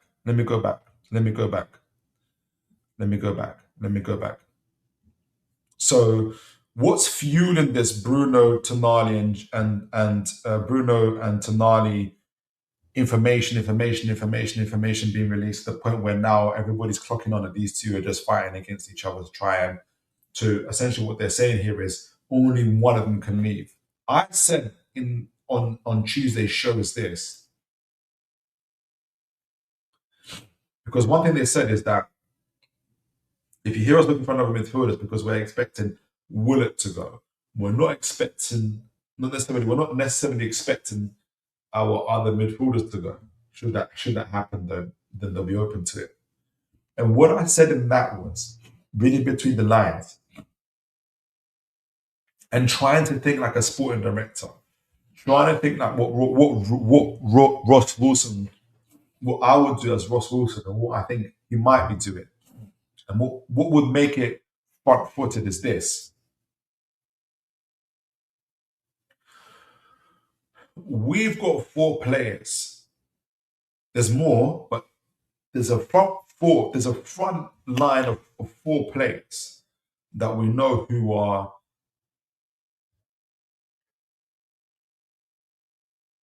very likely to go at different or who want to go, right? Especially if we don't get Champions League.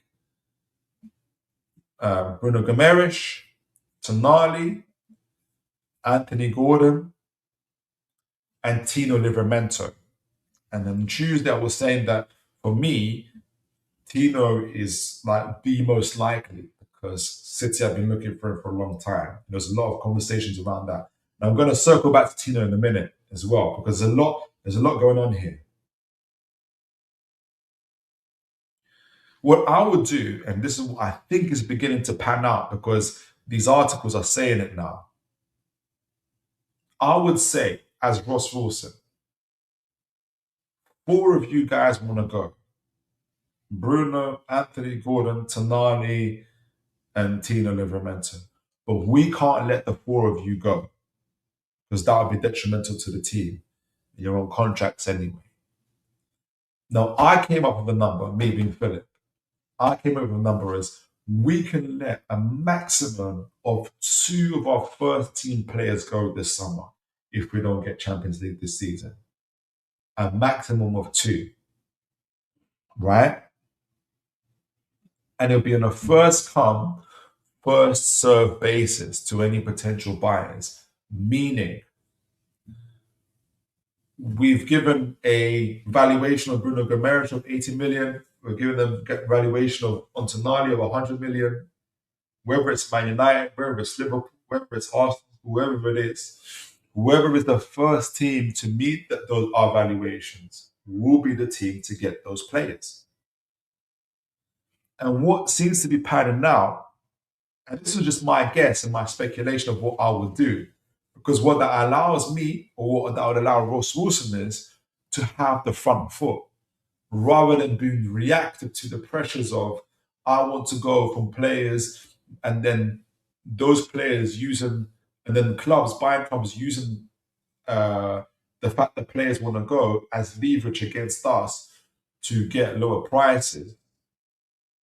What we're saying is, we will let you go. We've got no problem letting you go. There'll be a maximum of 2, first come, first serve, meet our valuation. We've got replacements ready, no problem. And I think we're doing that because even in this article, even Ben Jacobs has been quoted as saying, I think, or they're paraphrasing this, both players are aware that if one leaves, the other won't. I think that's what they're saying. So they're trying to get a potential move in place before the other does. So what I think will happen with Bruno Gomes, whilst he was on holiday, dealing with his hamstring, and they've said that there's a deal advanced for Man United. What I think has happened is there's probably a deal advanced with Man United on Bruno Gomes' side. But there isn't a deal advanced of Newcastle. And we're going to get to the Iron newspaper article, which was released today in response to the Bruno Gomes situation about him being in advanced talks. And that article said straight away was, whatever advanced talks this is, we haven't heard about it. And I think that's true as well. I think what Bruno is saying is true, which is advanced for Bruno on his side. But I think what is also true for Newcastle is that I don't think there's been an official approach from Man United for Bruno Gomes.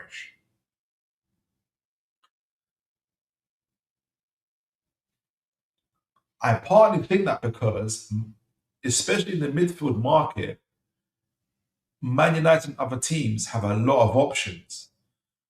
And 80 million for a player that's going to turn 29 in November is not the most appealing option. When you got Adam Wharton's, Elliot Anderson's, Mateus Fernandez, a lot of players available. So I think Man United are talking and they're shopping. Now, both players, and I think others as well, Tino Livramento included, do want to leave Newcastle. And what they're trying to tell and create a narrative of is, look, we're open, we're assessing our options. But they're pushing so hard where it's forcing even potential buyers to distance themselves. Case example is Tino Livramento, where his camp has been pushing, saying, hey, essentially the deal's wrapped up. He's done, he's ready to go.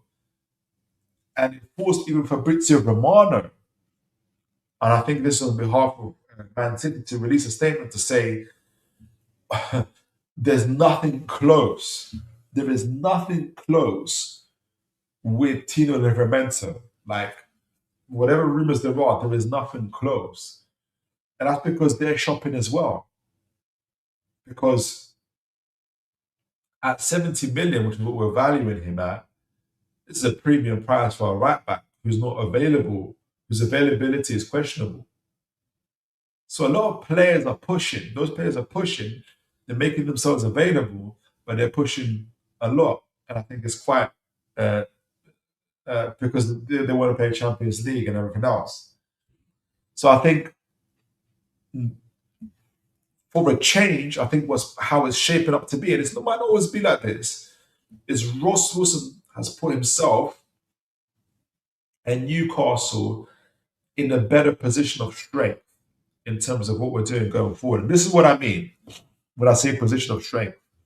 Like I said, and they've said it in this article as well, like I said, and they said it in the Ben Jacobs one as well, where Tonali and Bruno are aware if one leaves, the other one has to stay. And I've said that I personally think they'll let a maximum of 2 leave. Though I don't think Newcastle themselves necessarily put a number on it. I think they're quite flexible in terms of how many leave, but it depends on who. I'll explain that a little bit later. And in this article, this is partly in response to the Bruno Gomes stuff. Where at the beginning of this article, this is the part of me is in the middle. But at the beginning of this article, they basically say, hey, if there's any advanced deals with Bruno, it's the first time we, being Newcastle United, have heard of it.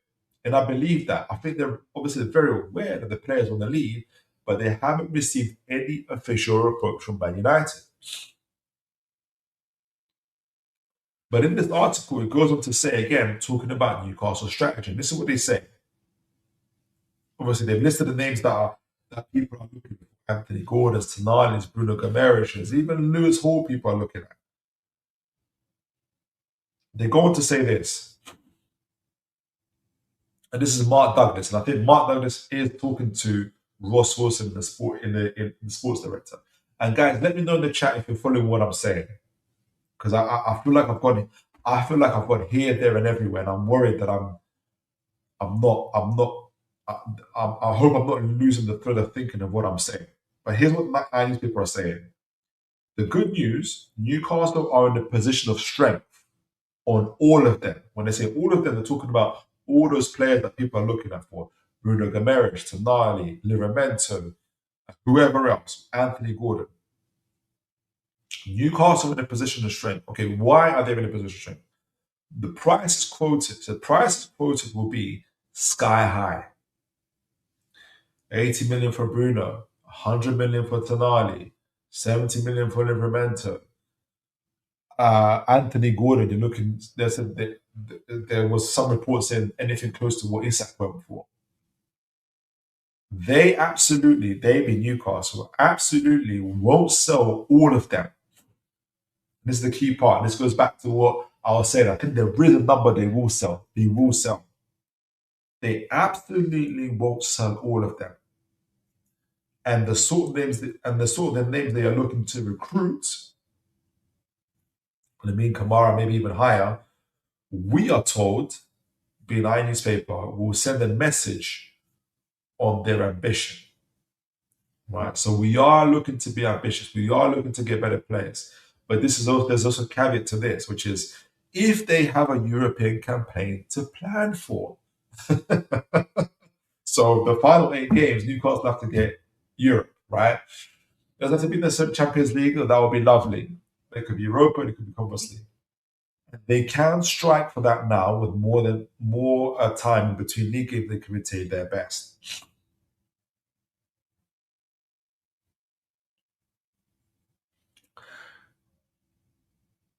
I'm going to read the next paragraph in a moment, but I want to just kind of put a button in it just in a moment. Is this to kind of sum up what I'm saying?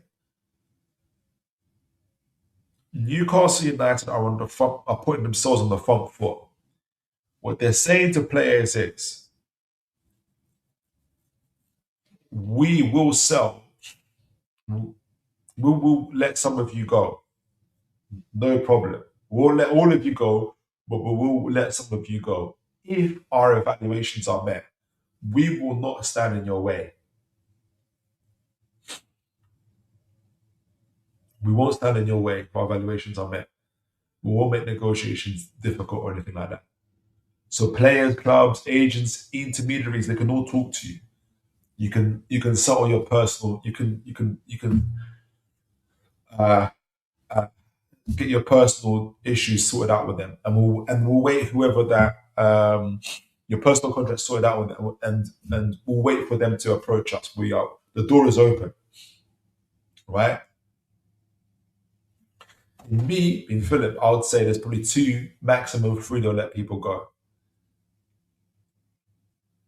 And so now that puts the emphasis and the race on them being the players to push those selling clubs. If I'm Tonali or Bruno, now I'm saying to those other clubs is, if you really want me, come and get me. And that's what's happening. You go Bruno and Tonali, as Ben Jacobs has said. You're going to get a lot of news from Ben Jacobs. It's going to be very difficult for him to keep up with his paymasters and keep him in the narrative going, but he's going to be doing it anyway. Who wants to go where? But it's different now because Newcastle have a sporting director who's keeping control of the narrative. Newcastle aren't saying they're not selling anybody. Nobody can then say to Newcastle, they'll blame us anyway, but the narrative is set from Newcastle's point of view, which is, we're not holding players against their will. We'll have evaluations, we'll let them go, we'll talk to clubs, no problem. First come, first serve. The first club to meet our valuation, the player can go. Right? And I think that's what's happening. There was a final article from Bruno, which was annoying a little bit, because even he said, from Bruno's camp, where they've said, Newcastle have made a gentleman's agreement with me. So we've gone back to hell. We've gone back to gentlemen's agreements again. Newcastle United made a verbal agreement with me that if we don't make Champions League, and I think Ross Wilson will be on top of that as well. And I think there has been a verbal agreement. I think there's been a verbal agreement to say, as I said, listen, talk to clubs. If our valuation is met, especially if we don't make Champions League, if our valuations is met, Bruno will sell you for 80 million. You can go. Tell them this is our valuation. Tell Man United we valued you at 80 million. We don't care. Tell them. And if they meet your valuation before anybody else meets the valuation for Tonali or this player, you will go. So that's what puts us in the front foot. So it's going to be a very interesting game to play. Now, the last thing I wanted to say is this. It goes to say, none of those listed above, Bruno, Livramento, Anthony Gordon, everybody else, none of those listed above are the sort of unicorn that Alexander Isak was. It's true. Someone with a unique skill set that it was virtually impossible to replicate. Central midfielders are easier, and this goes back to Bruno and Tonali, and this is the problem for the midfielders. And I've said it at the beginning, I've said it before, even they said it. Central midfielders, what they say, are easier to replace if you do it well. Now, Mark Douglas for the Iron newspaper is talking about Newcastle replacing them. And we did like a show yesterday about replacing them. But it's the other end of that is that it's also there is also a bigger market for central midfielders. So if you're Man United, if you're Liverpool, if you're Arsenal, whoever, you don't necessarily have to buy Tonali for 100 million. There is other Tonali profile players for half the price. You don't have to buy a 29-year-old Bruno Guimaraes for 80 million. There are other cheaper players for half the price. They're good players. They're very good players, but they're not Isak good players. So there's the rub. There's the rub. And this is what sporting directors are for. Eddie Howe doesn't have the time and energy to be, talking to agents, talking to players, controlling the narrative, setting the recruitment strategy. This is what a sporting director is for. It's this kind of stuff. And there's a lot more of it to come. And so what I hope from this channel for everybody that is here is, like I've said, I've accepted players will go. My only hope is that, and my only expectation from Newcastle is that now that we have the infrastructure, sporting director, manager, finances and financial headroom to make moves, right? And recruitment team, that this should be a way better support. This for Eddie Howe, and this should be a way better summer. So I'm fairly relaxed about it. And the fact that things are already going off, the narrative has already been controlled, how literally within the space of a day, people have already figured out what the players are up to. They're pushing the narrative. It's gone back to them. I think this is all down to, a lot of it is down to the fact that we've got a sporting narrative that's on top of things. And Newcastle are able to control their own narrative. So it might not always be like that. It's a long summer. We haven't even got into the transfer window yet. We've still got 8 games to play, so there's a lot more to play for. There's a lot more going on. But the die has been cast. Put it that way. The die has been cast. And we've just got to be ahead of the game, is what I'm saying. So let me know what you guys think of that. I'm already going into I didn't even get to do my scouting profile just yet, but I'm gonna do it because it's I think it's important. And I'm sure you guys are gonna enjoy it. Let's be so I hope that I might answer your question on in terms of mass exodus. I don't necessarily think there'll be a mass exodus. I think there'll be exits. I think there'll be controlled exits because we've got a sporting director now, and there'll be good replacements for them, but we'll see.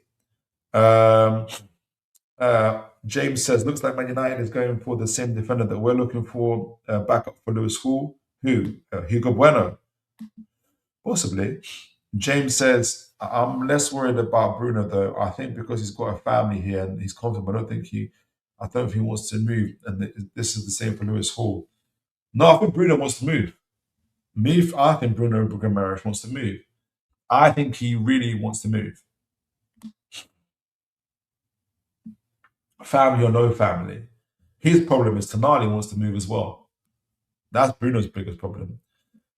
Raymond says, hi Philip, I lose the derby to Sunderland. Eddie Howe sacked from Newcastle United and Francolic thoroughly appointed the manager Newcastle United from Ray. Then Ray says, hi Philip, how you get Amanda Staley back to drive ambition for Newcastle United?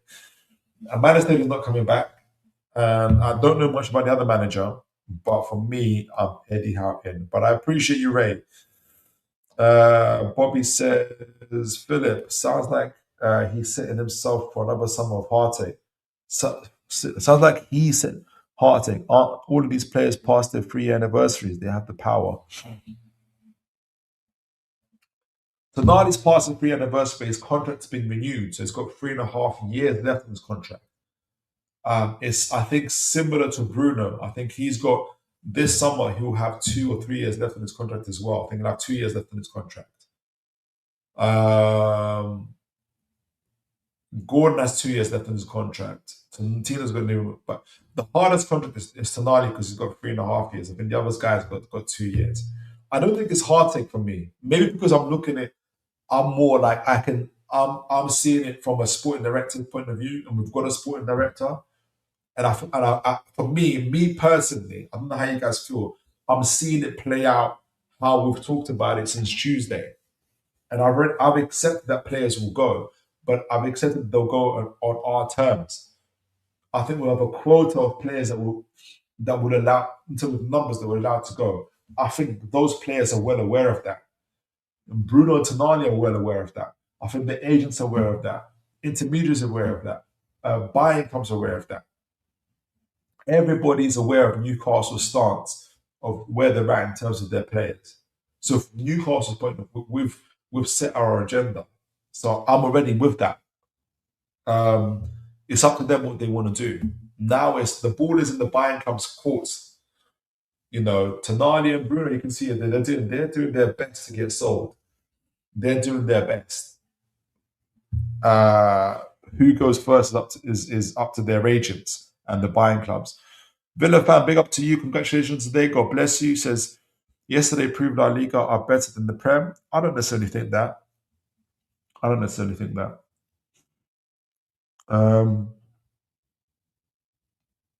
We had 6 players in the Champions League, 6 teams in the Champions League. They've only got 2 left now, and we've got 2 left.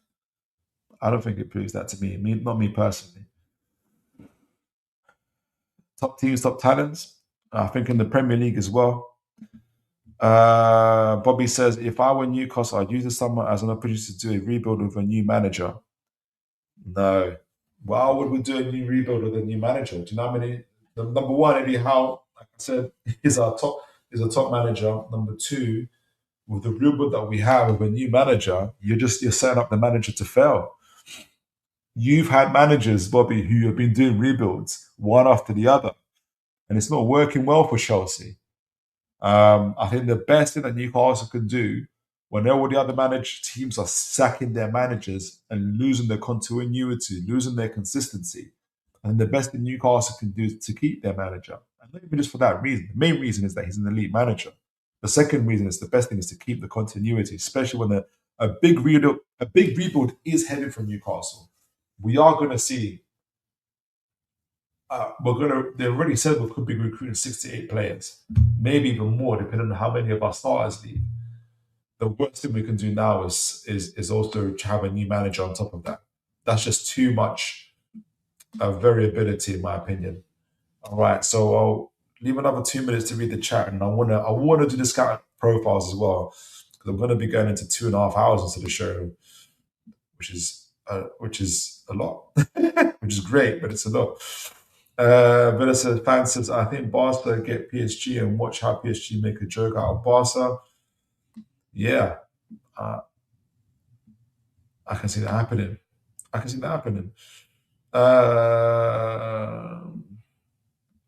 Villa fan says, I have a feeling a La Liga team will win both European comps.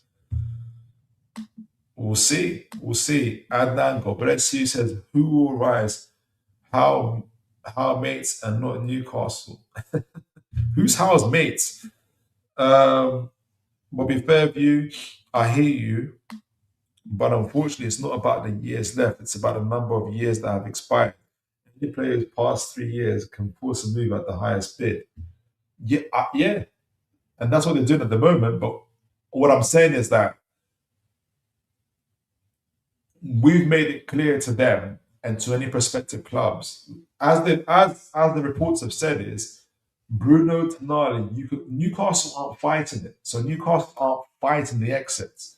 This wasn't the same last year. So we're saying 3 years, yeah, you can go, but only one of you can go. So whoever meets your evaluation, Bruno Tonali, whoever meets your evaluation first, you guys can go, the other one stays. And that's it. So this time we're controlling it from that point of view. So we're not fighting it. We're not having an ego battle with any of them. We've made it very clear, and it's fair from the club's point of view.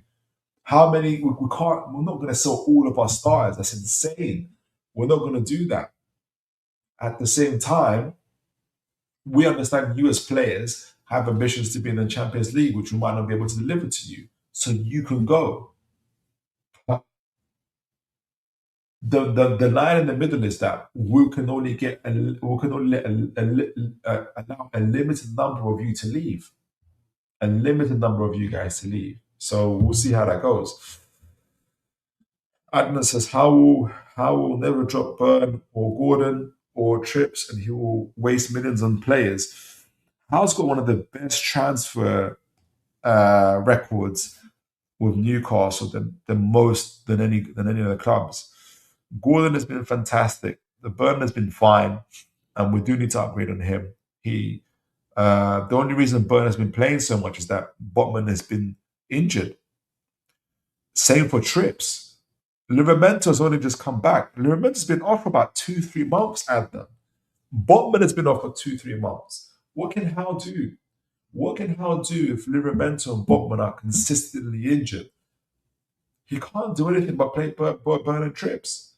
So, and Gordon's been phenomenal for us. Already 20 GA season. Adnan says Newcastle will never sign more than 2 players. They can't spend. We can spend, Adnan.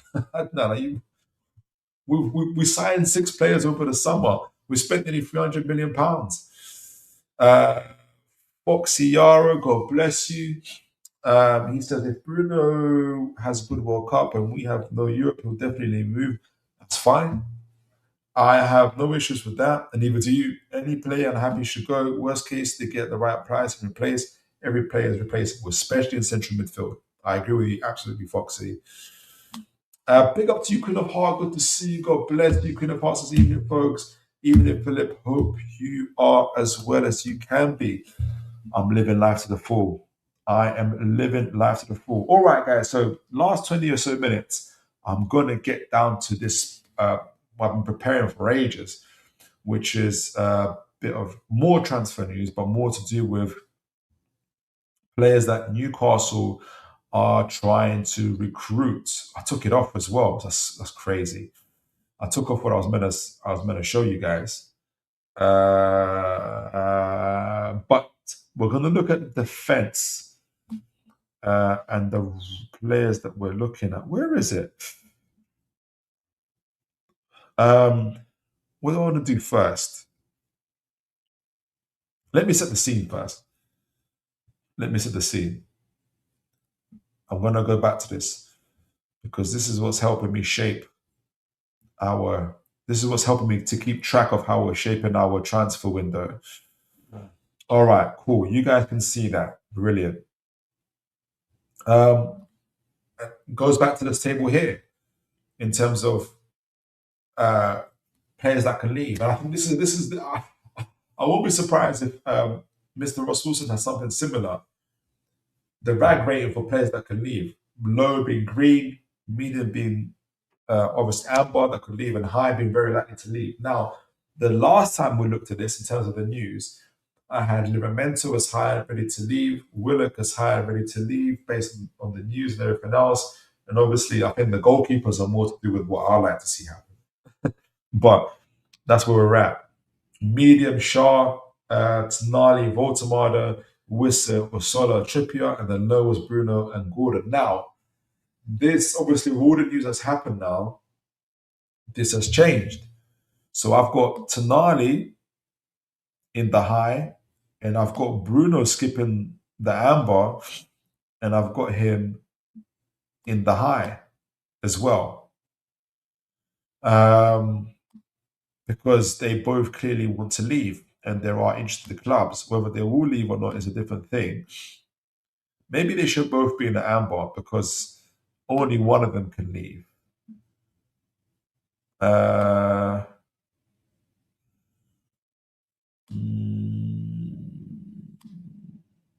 I'll keep them in the red for now.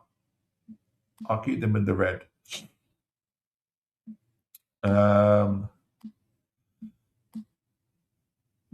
Willock is high because literally he was named in the I newspaper. I believe Ross Wilson or somebody from Wilson's camp is talking to them. And obviously Willock has been linked from me for absolutely ages as well. So I've got those players as high. I previously had Trippier and Shaw as high.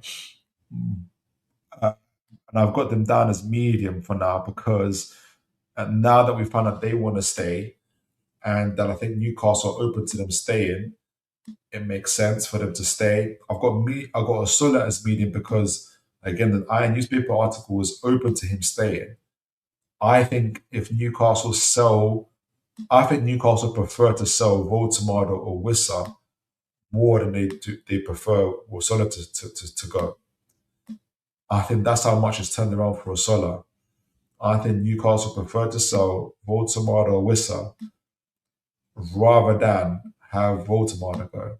Now I've got Gordon in the low at the moment. At the moment. But I think things can change. And if anything, things being so quiet on Gordon's front make it even more dangerous. I think, unlike central midfielders, uh, the hunt for forwards and good forwards there is rare, and I think clubs will pay big money for them. So I've got him on low at the moment. But if anything, I'll put him as amber. I think he's amber, to be honest. I think he's amber. I think Gordon is amber because I think Ruddy's probably green. um, Whether people will pay the 100 million plus for Gordon is a different situation.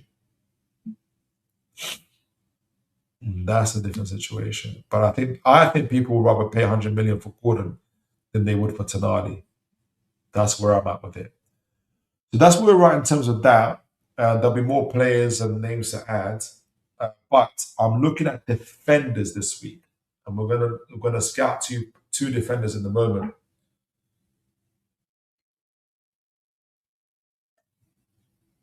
So what's the landscape? So at this moment in time, again going back to new, you can see at the top of the screen, new incomings, keep, undecided, leave. I've got Mr. Livramento firmly in the leave category. I have Shaw and Trippier in undecided just because I think it's very likely they stay, but there could be things that change. And we're going to talk about the central back position and the potential incomings. So left back, Hugo Bueno, Scalvini, um, for the right centre back position, and Senesi for the left centre back position. And we're going to talk about the two players we are going to talk about is Scalvini and Senesi, and in terms of links to them. So Newcastle have a number of options, and I'm going to talk about Joshua Achampong, not in this show, but further on. Couple things though with the central defenders of where I see things are at the moment. Before we do the scouting profile,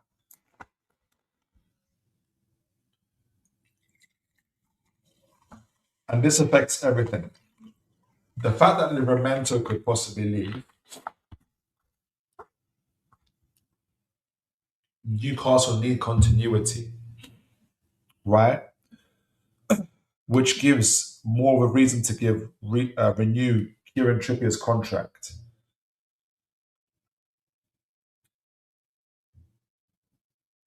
And the fact that if Livramento leaves, we also have said that we want to upgrade our goalkeeper. So we will need to get a starting right back, and we've said today we want a starting right back, goalkeeper, midfielder, and a striker.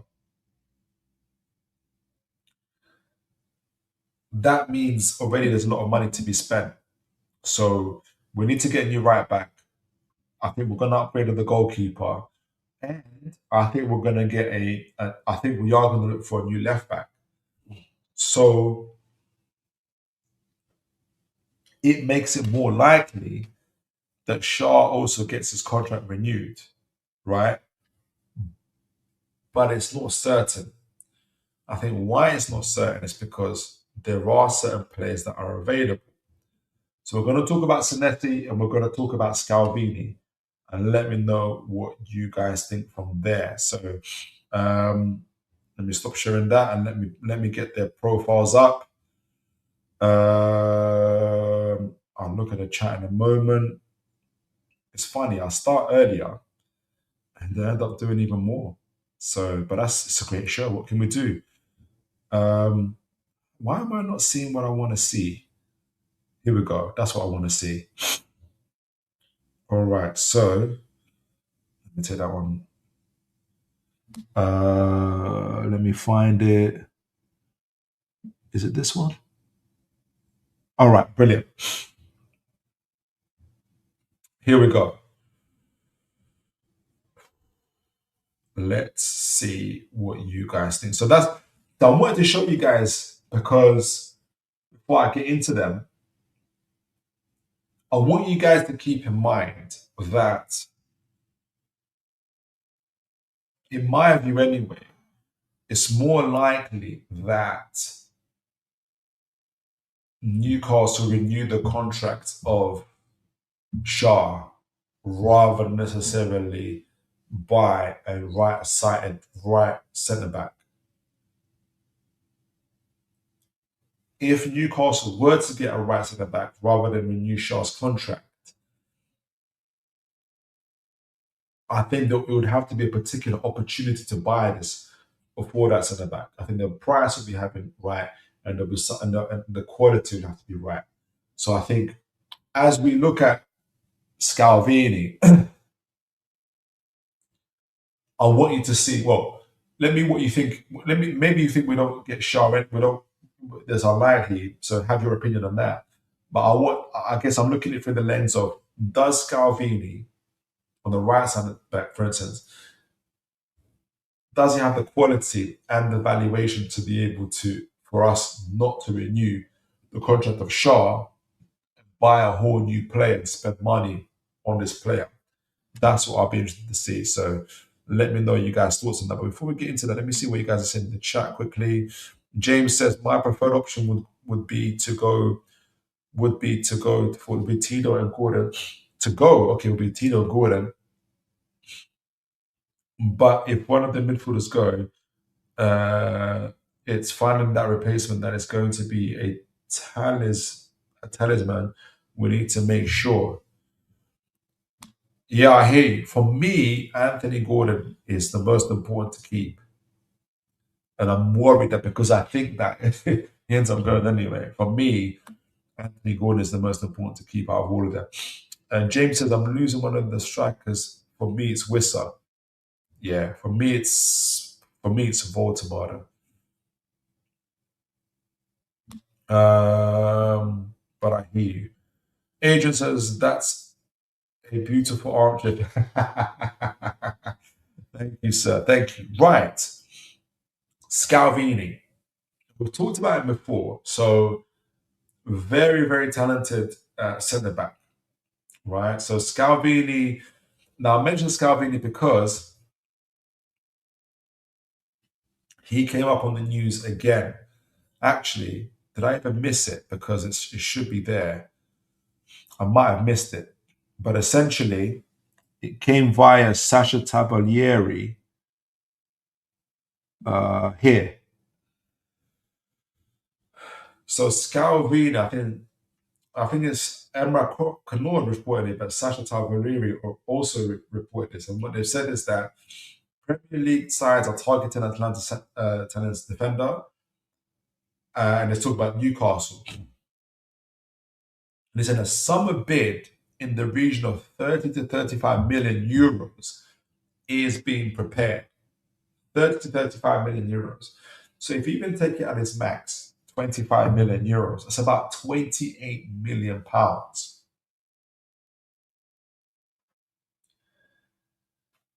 And 28 million pounds, we'll see how good Scalvini is in a minute, if he's good enough or not. Remember, we paid more for Lewis Hall and Liramento. So there's a part of me that says this might be the reason why, just from a financial point of view, why Newcastle may not renew Shaw's contract. But let me know what you guys think. let's talk about him. Now, I've got Scalvini and I've got Senesi.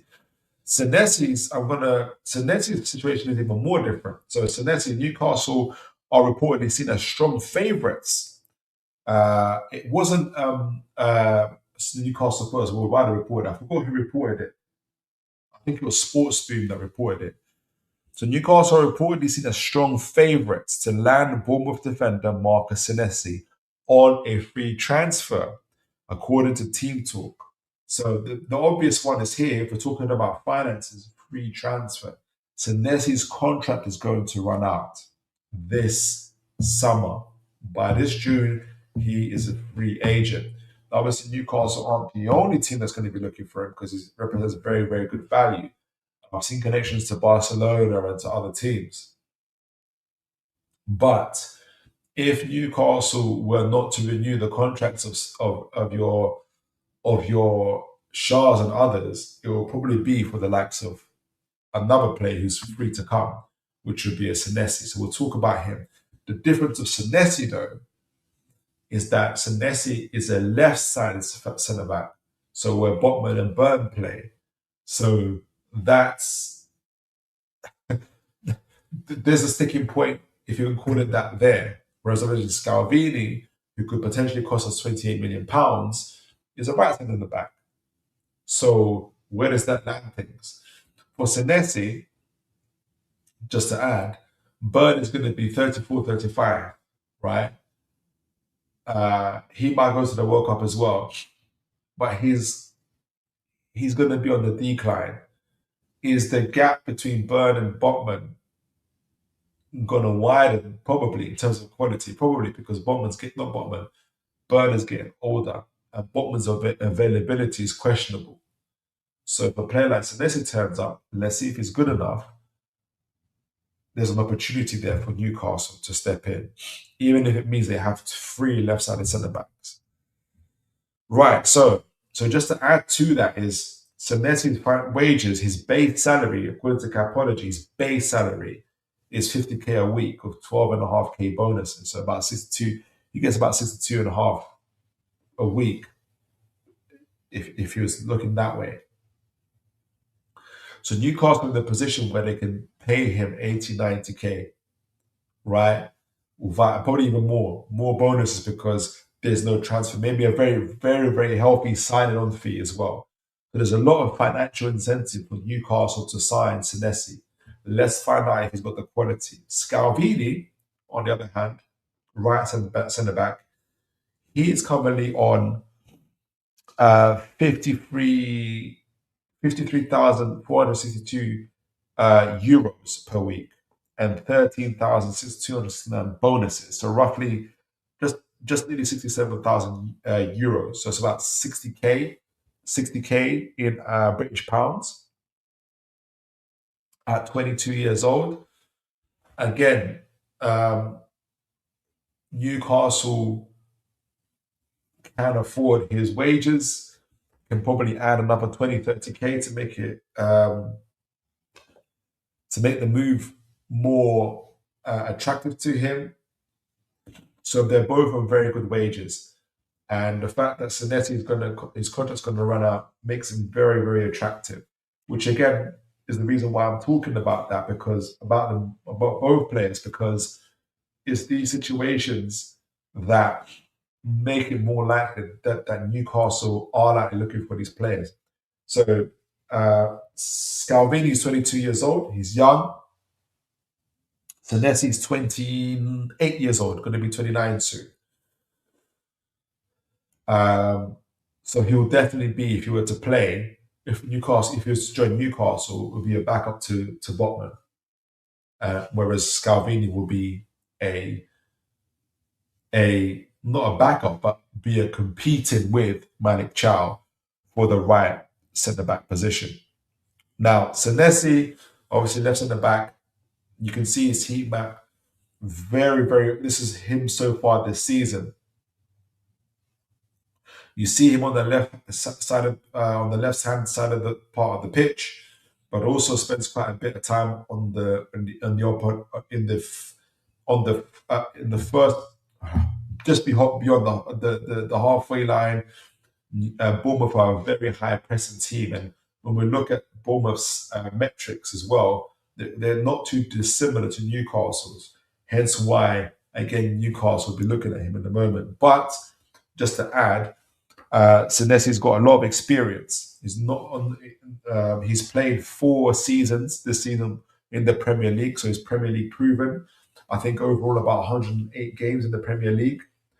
His availability has been pretty good as well. If you look at on the right hand side, um, most seasons he plays nearly 2,500 minutes, which is roughly about 25 or so games. He had the one off season last year, and we're going to go to his. I think I've put his injury record up, where he had a hamstring issue, but his well, you let me know. I don't think his history record is that bad. I think it's more than manageable, right? So um, I think that's something worth talking about. Let me see what Queen of Hearts says. Which players are preferable to go? Because as we all know, players are replaceable and have desired price tags. Yeah, I see what you mean. I think when I say preferable to go, for me, it's more players. If for me, if it was a choice between Gordon and Tonali, I'll choose Gordon to stay. If it's between Gordon and Bruno, even, I'll choose Gordon to stay because a Gordon is more rare because there's more to get a forward of Bruno's caliber is a bit more difficult to get a replacement for Bruno. We've got Miley, for instance. I know they're not Bruno exactly, but we've got even internal solutions for those players. James says Marcus Senesi would have been the cheaper option for wages, but if he's looking for a move up to European team, wouldn't he be looking for a bigger team? Possibly, possibly, possibly, absolutely, possibly. That would be off. That would be him. That would be for him. Queen of Heart, all players are replaceable. Even those on a high wages are replaceable. Wissa struggles a lot and has been, excuse me, and has been his form. Tino even and shock horror. Burn is a sticky note, but options for growth. Yeah, I agree with you, Queen of Heart. Right. So very experienced Premier League player. Senesi is. This is his metrics compared to Burn. Let me just take this off. This is the metrics compared to Burn.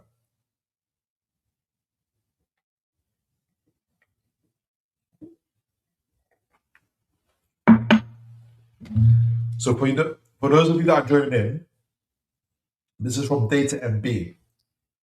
I just got myself signed on to Data MB, and they use the same data from Wirescout. They're very, very good.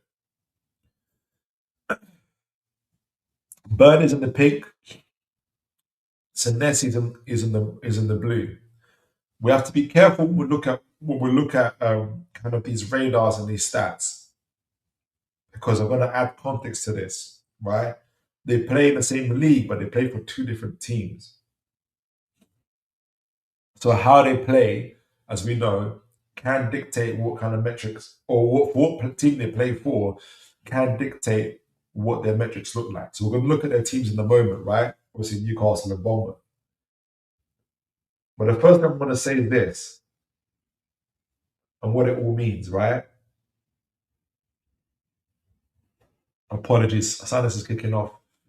So the metrics are aerial dual percentage, aerial win, carry or ball carrying, passes, forward passes percentage, which just in that forward pass percentage means just any time they pass the ball forward. A progressive pass is when they pass the ball to a point where it changes where the team is from front to back, right? So if a line breaking pass, for instance, it changes a defense to an attack almost, right? Possession one, and then defensive dual percentage. These are the metrics for centre backs. Now, before I get to Senesi, the one area that, well, there's two, but the most significant area that Byrne dominates Senesi is in the aerial duels. And some might say that should be an obvious thing. So that's the most significant area. The aerial duels is where Byrne dominates. The other one is where he just bypasses Senesi is the forward passes percentage, which is just it's just the it's he has, so Byrne is in the 14 percentile, which is still very, very low.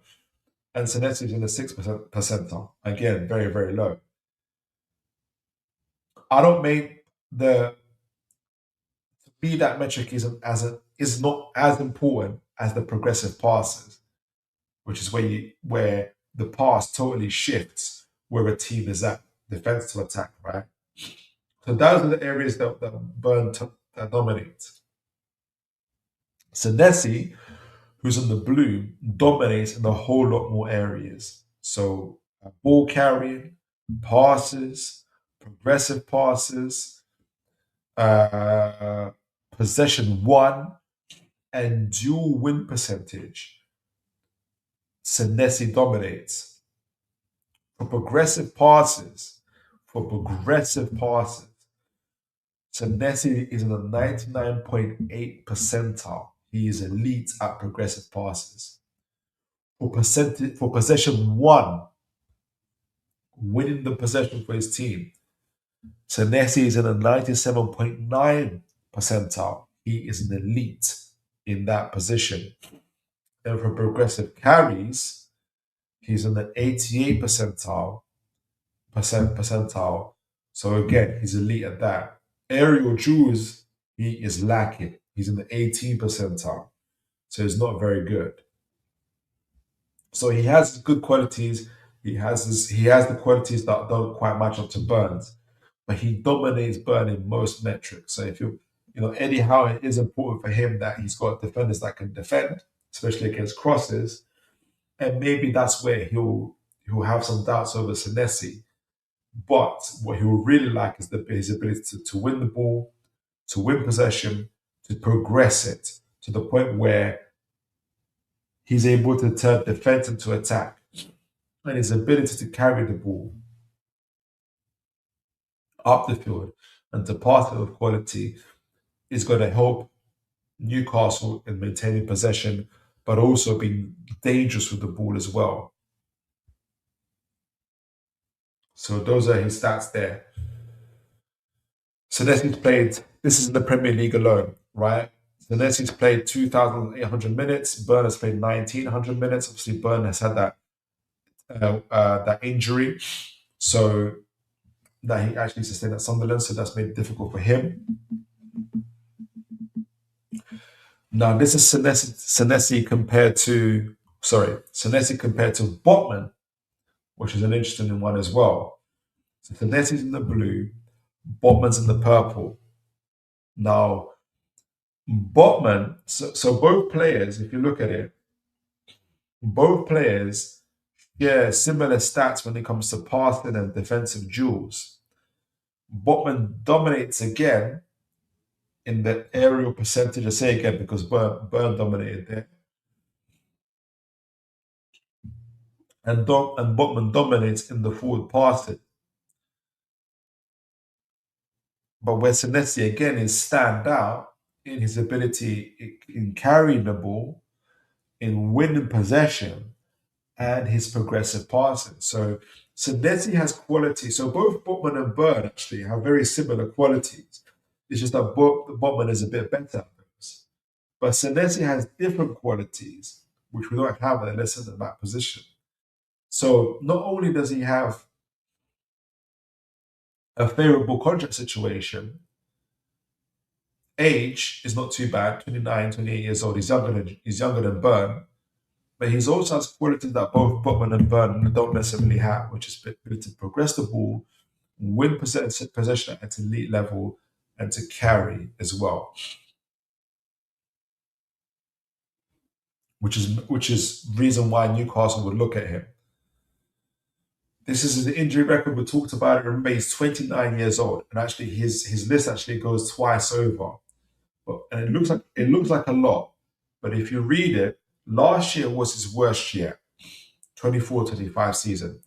He missed 123 days, 21 games due to a hamstring injury. But if you look at the previous seasons, 23-24, 6 games. 21-22 season, overall he missed about 3 games. And then 21 season, 1 game. So his injury record is quite healthy. It's quite good. So again, I think it's another notch in his belt to say, hey, this guy is fit. He's available. He's more available than Botman has been. Hence why I think Newcastle again are looking at him. So let me know what you guys think. Would you take Senesi? Me personally,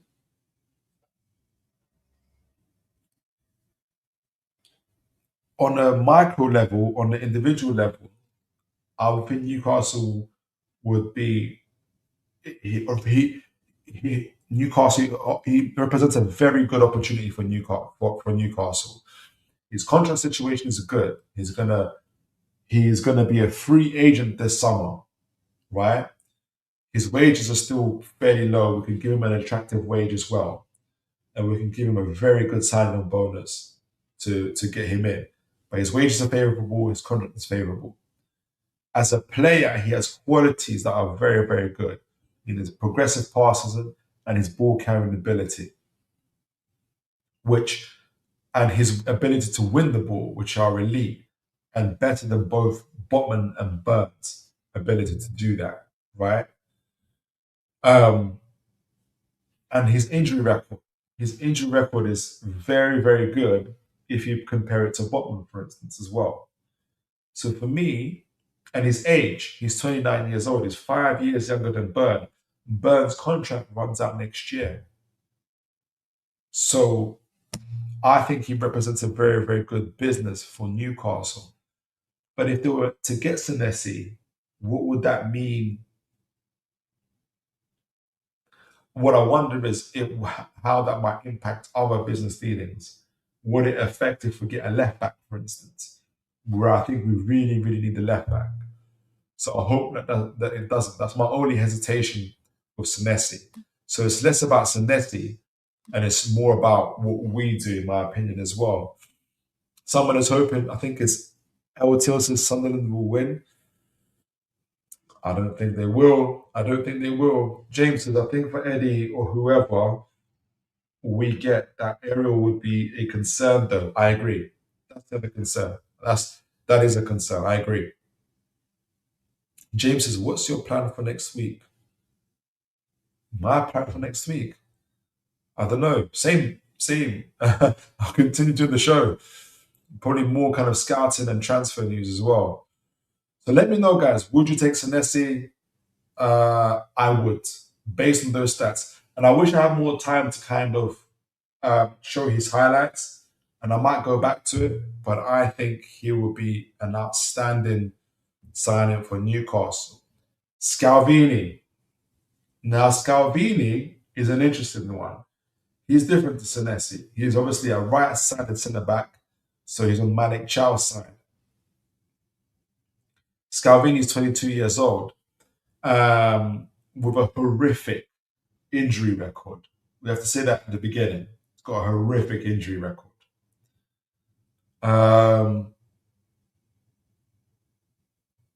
In the last couple of seasons, which has improved in this season. Think of Botman, basically.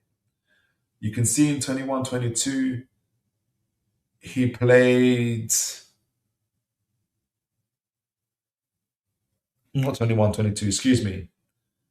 In 24-25, he played 369 minutes. That's because he had a shoulder injury and he had a crucial ligament tear in 2023-24. that seeped into 24-25. So he missed 170 days in 23-24, 17 games, and he missed 123 days in 24-25 and missed 19 games. So those are the big, big injuries that he had, as well as other minor injuries on the back of that, which you get, which we can kind of tell Botman. Excuse me. So it's quite similar to Botman in those type of situations. And I wanted to kind of put that out there from the beginning if anybody had any concerns about him. James says, out of the two, probably very close. Scalvini. Yeah, he's a talented guy. Scalvini is a talented guy. So we're going to see that in a moment. So the first thing I wanted to show was, I forgot to do this for Senesi, guys, but Bournemouth have very, very similar metrics to Newcastle United, except for in physicality and in pressing.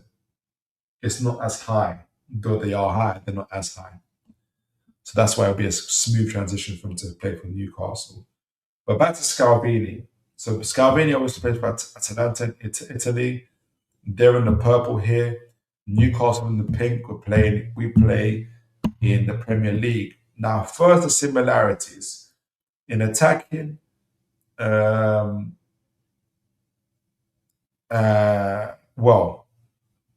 not too many. The main one is in counters, counter attacking. I was going to say possession, but we're in the 64 percentile. They're in the 78 percentile. It's not close. And when it comes to attacking, again, shots on target, touches in the opposition box, again, they're in the 78 percentile. We're in the 66 percentile. So it looks close, but it's not. The closest metric we have is in the counters where we have 51%. We're in the 51 percentile and they're in the 50. The places where we're significantly different to them is in the physicality.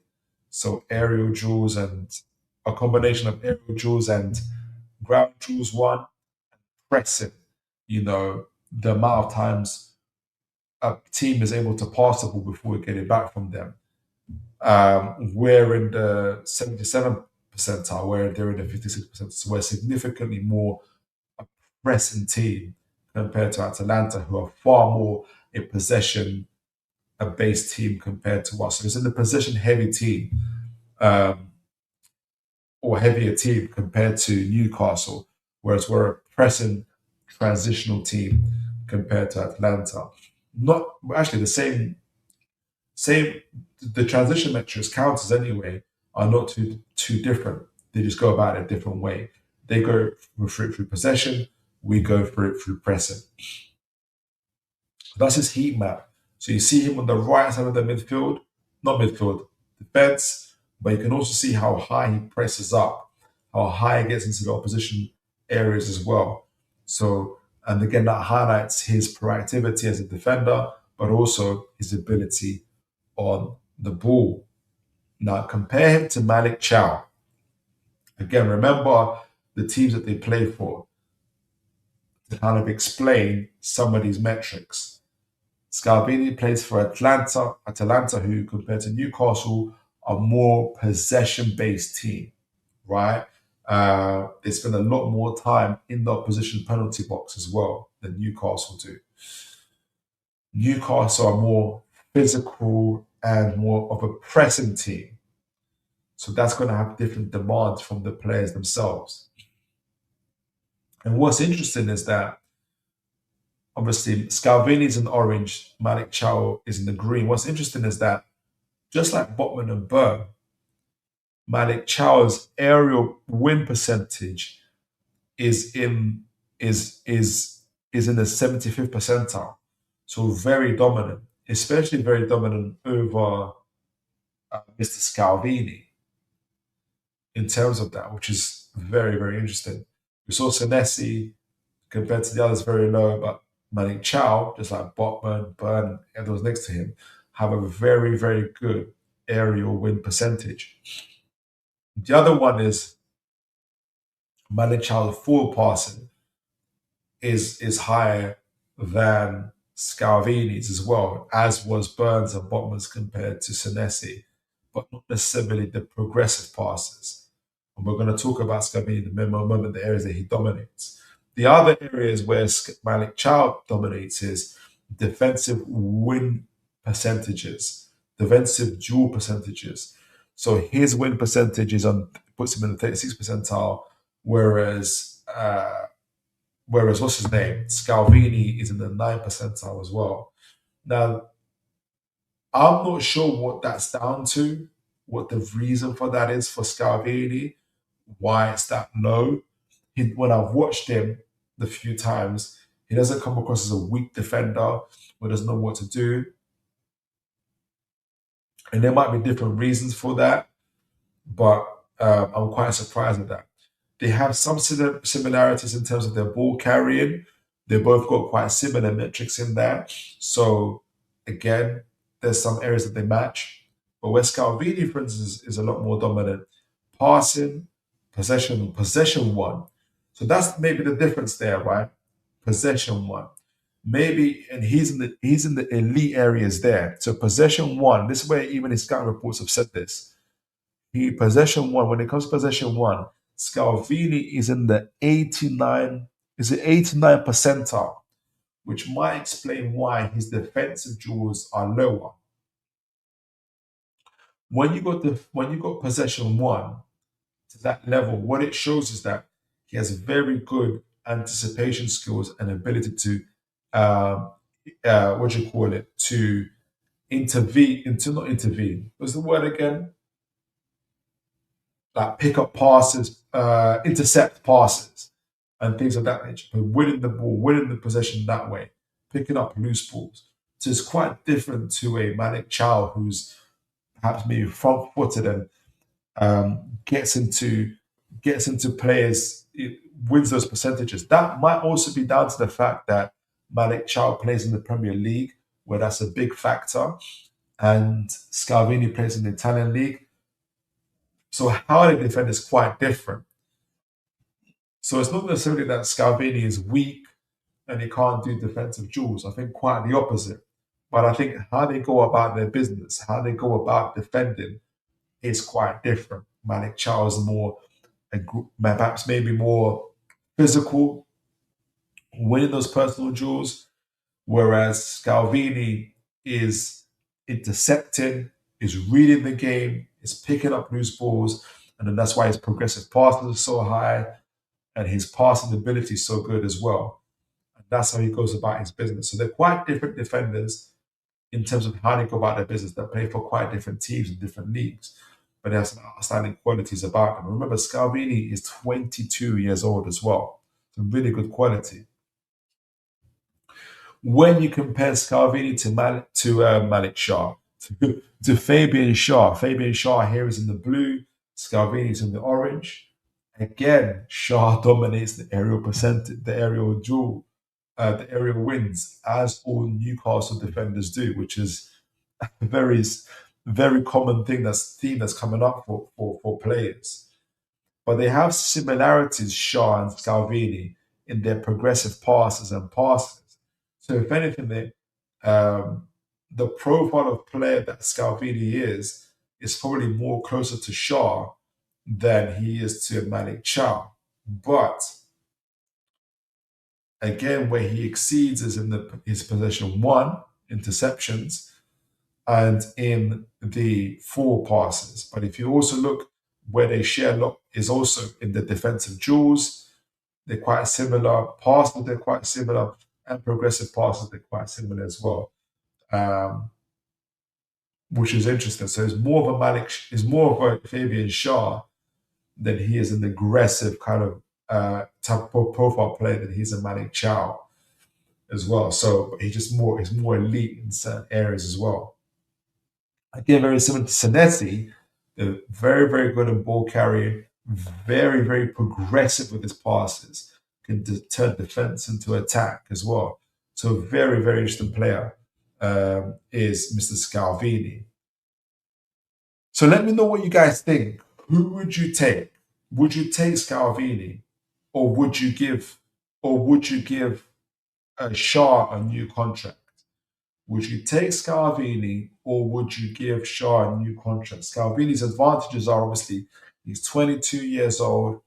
He is an elite ball winner in terms of possession winning, interceptor, progressive passer in terms of breaking lines, turning defense into attack, uh, in ball carrying.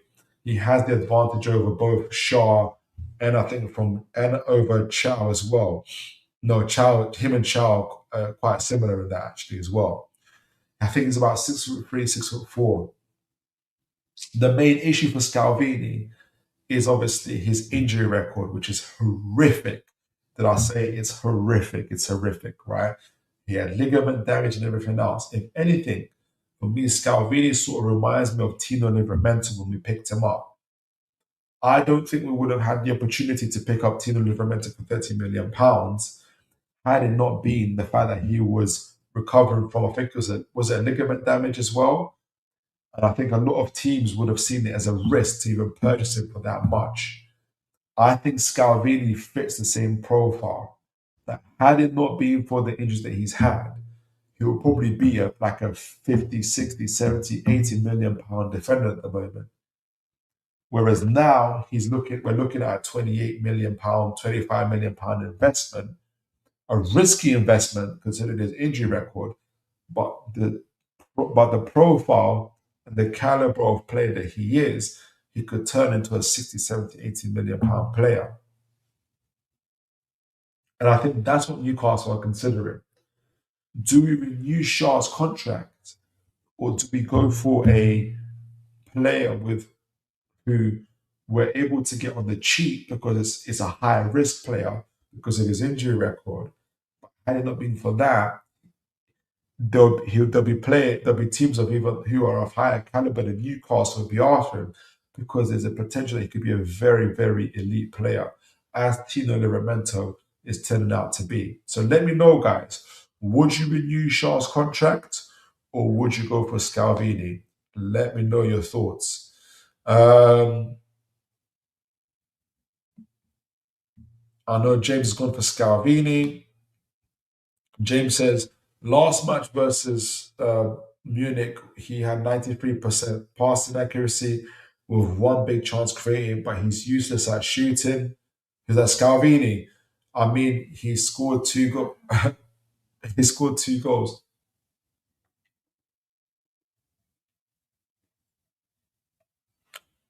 I have to check. I have to check this. I have to check the highlights for that one. If there's a possibility of getting Scalvini, says James, then yes. But if not, we should keep sharp for another season. But we need we need a top backup plan in place if it comes to Shaw. If it comes to Shaw has a new season-ending injury. Yeah, true. For me, whether it comes to whether renewing Shaw's contract or buying Scalvini, I would buy a Scalvini. I'll be excited if we got Scalvini because of the quality that he represents and what he could become. Um,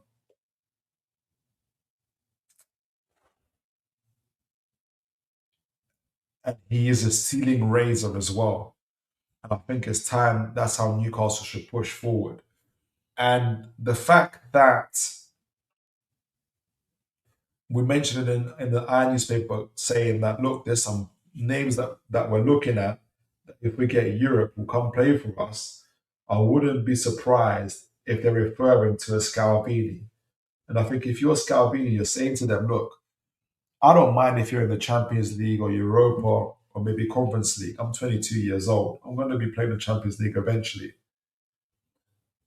I just need to make sure I get minutes. I know I'm going to be competing with Malik Chow. I also know my injury history record. But it's important to me that you're in Europe and you're competing. So I make sure I get enough minutes I get 20, 25, 30 games a season, which is fair. So I think if Newcastle get into Europe and Scalvini is available for £30 million, £35 million, I think we buy Scalvini, in my opinion. So that's my thoughts. Let me know what you guys think. Guys, we had a 3 hours show. I have to plan my shows better. But we had a 3 hour show. You've been all absolutely phenomenal. We did the match reaction to the Barcelona game, with the preview for the Sunderland game. I predicted a 3-0 win for that game. We also did a transfer breakdown of the narrative, and I encourage you guys to listen to that, because there's going to be a lot of ups and downs in this summer. Your emotions are going to be going left, right, and center. But that's why it's important that we stay on top of the narrative. For me, why I'm relatively calm is because I think at this moment in time, Newcastle, Ross Wilson is staying ahead of the game. I think we've made it very clear to teams and clubs about our willingness to let players go if valuations are met. There's a limit on how many players can go. You guys make your minds up in terms of if you're going to buy those players or not. And I think that's a position of strength. And we've talked about the players that Newcastle could recruit, your Scalvinis, your Senessis. And I think if we get into Europe, it makes it more likely we get those players, rather than having to renew players who, although have been incredible servants. It's important for Newcastle to now begin to upgrade their squad even more. But you guys have been absolutely phenomenal. God bless you all, especially those that have been here for the whole 3 hours. You've been absolutely amazing. Make sure you like, share, and subscribe. Look after yourselves. And as always, God bless you all, folks.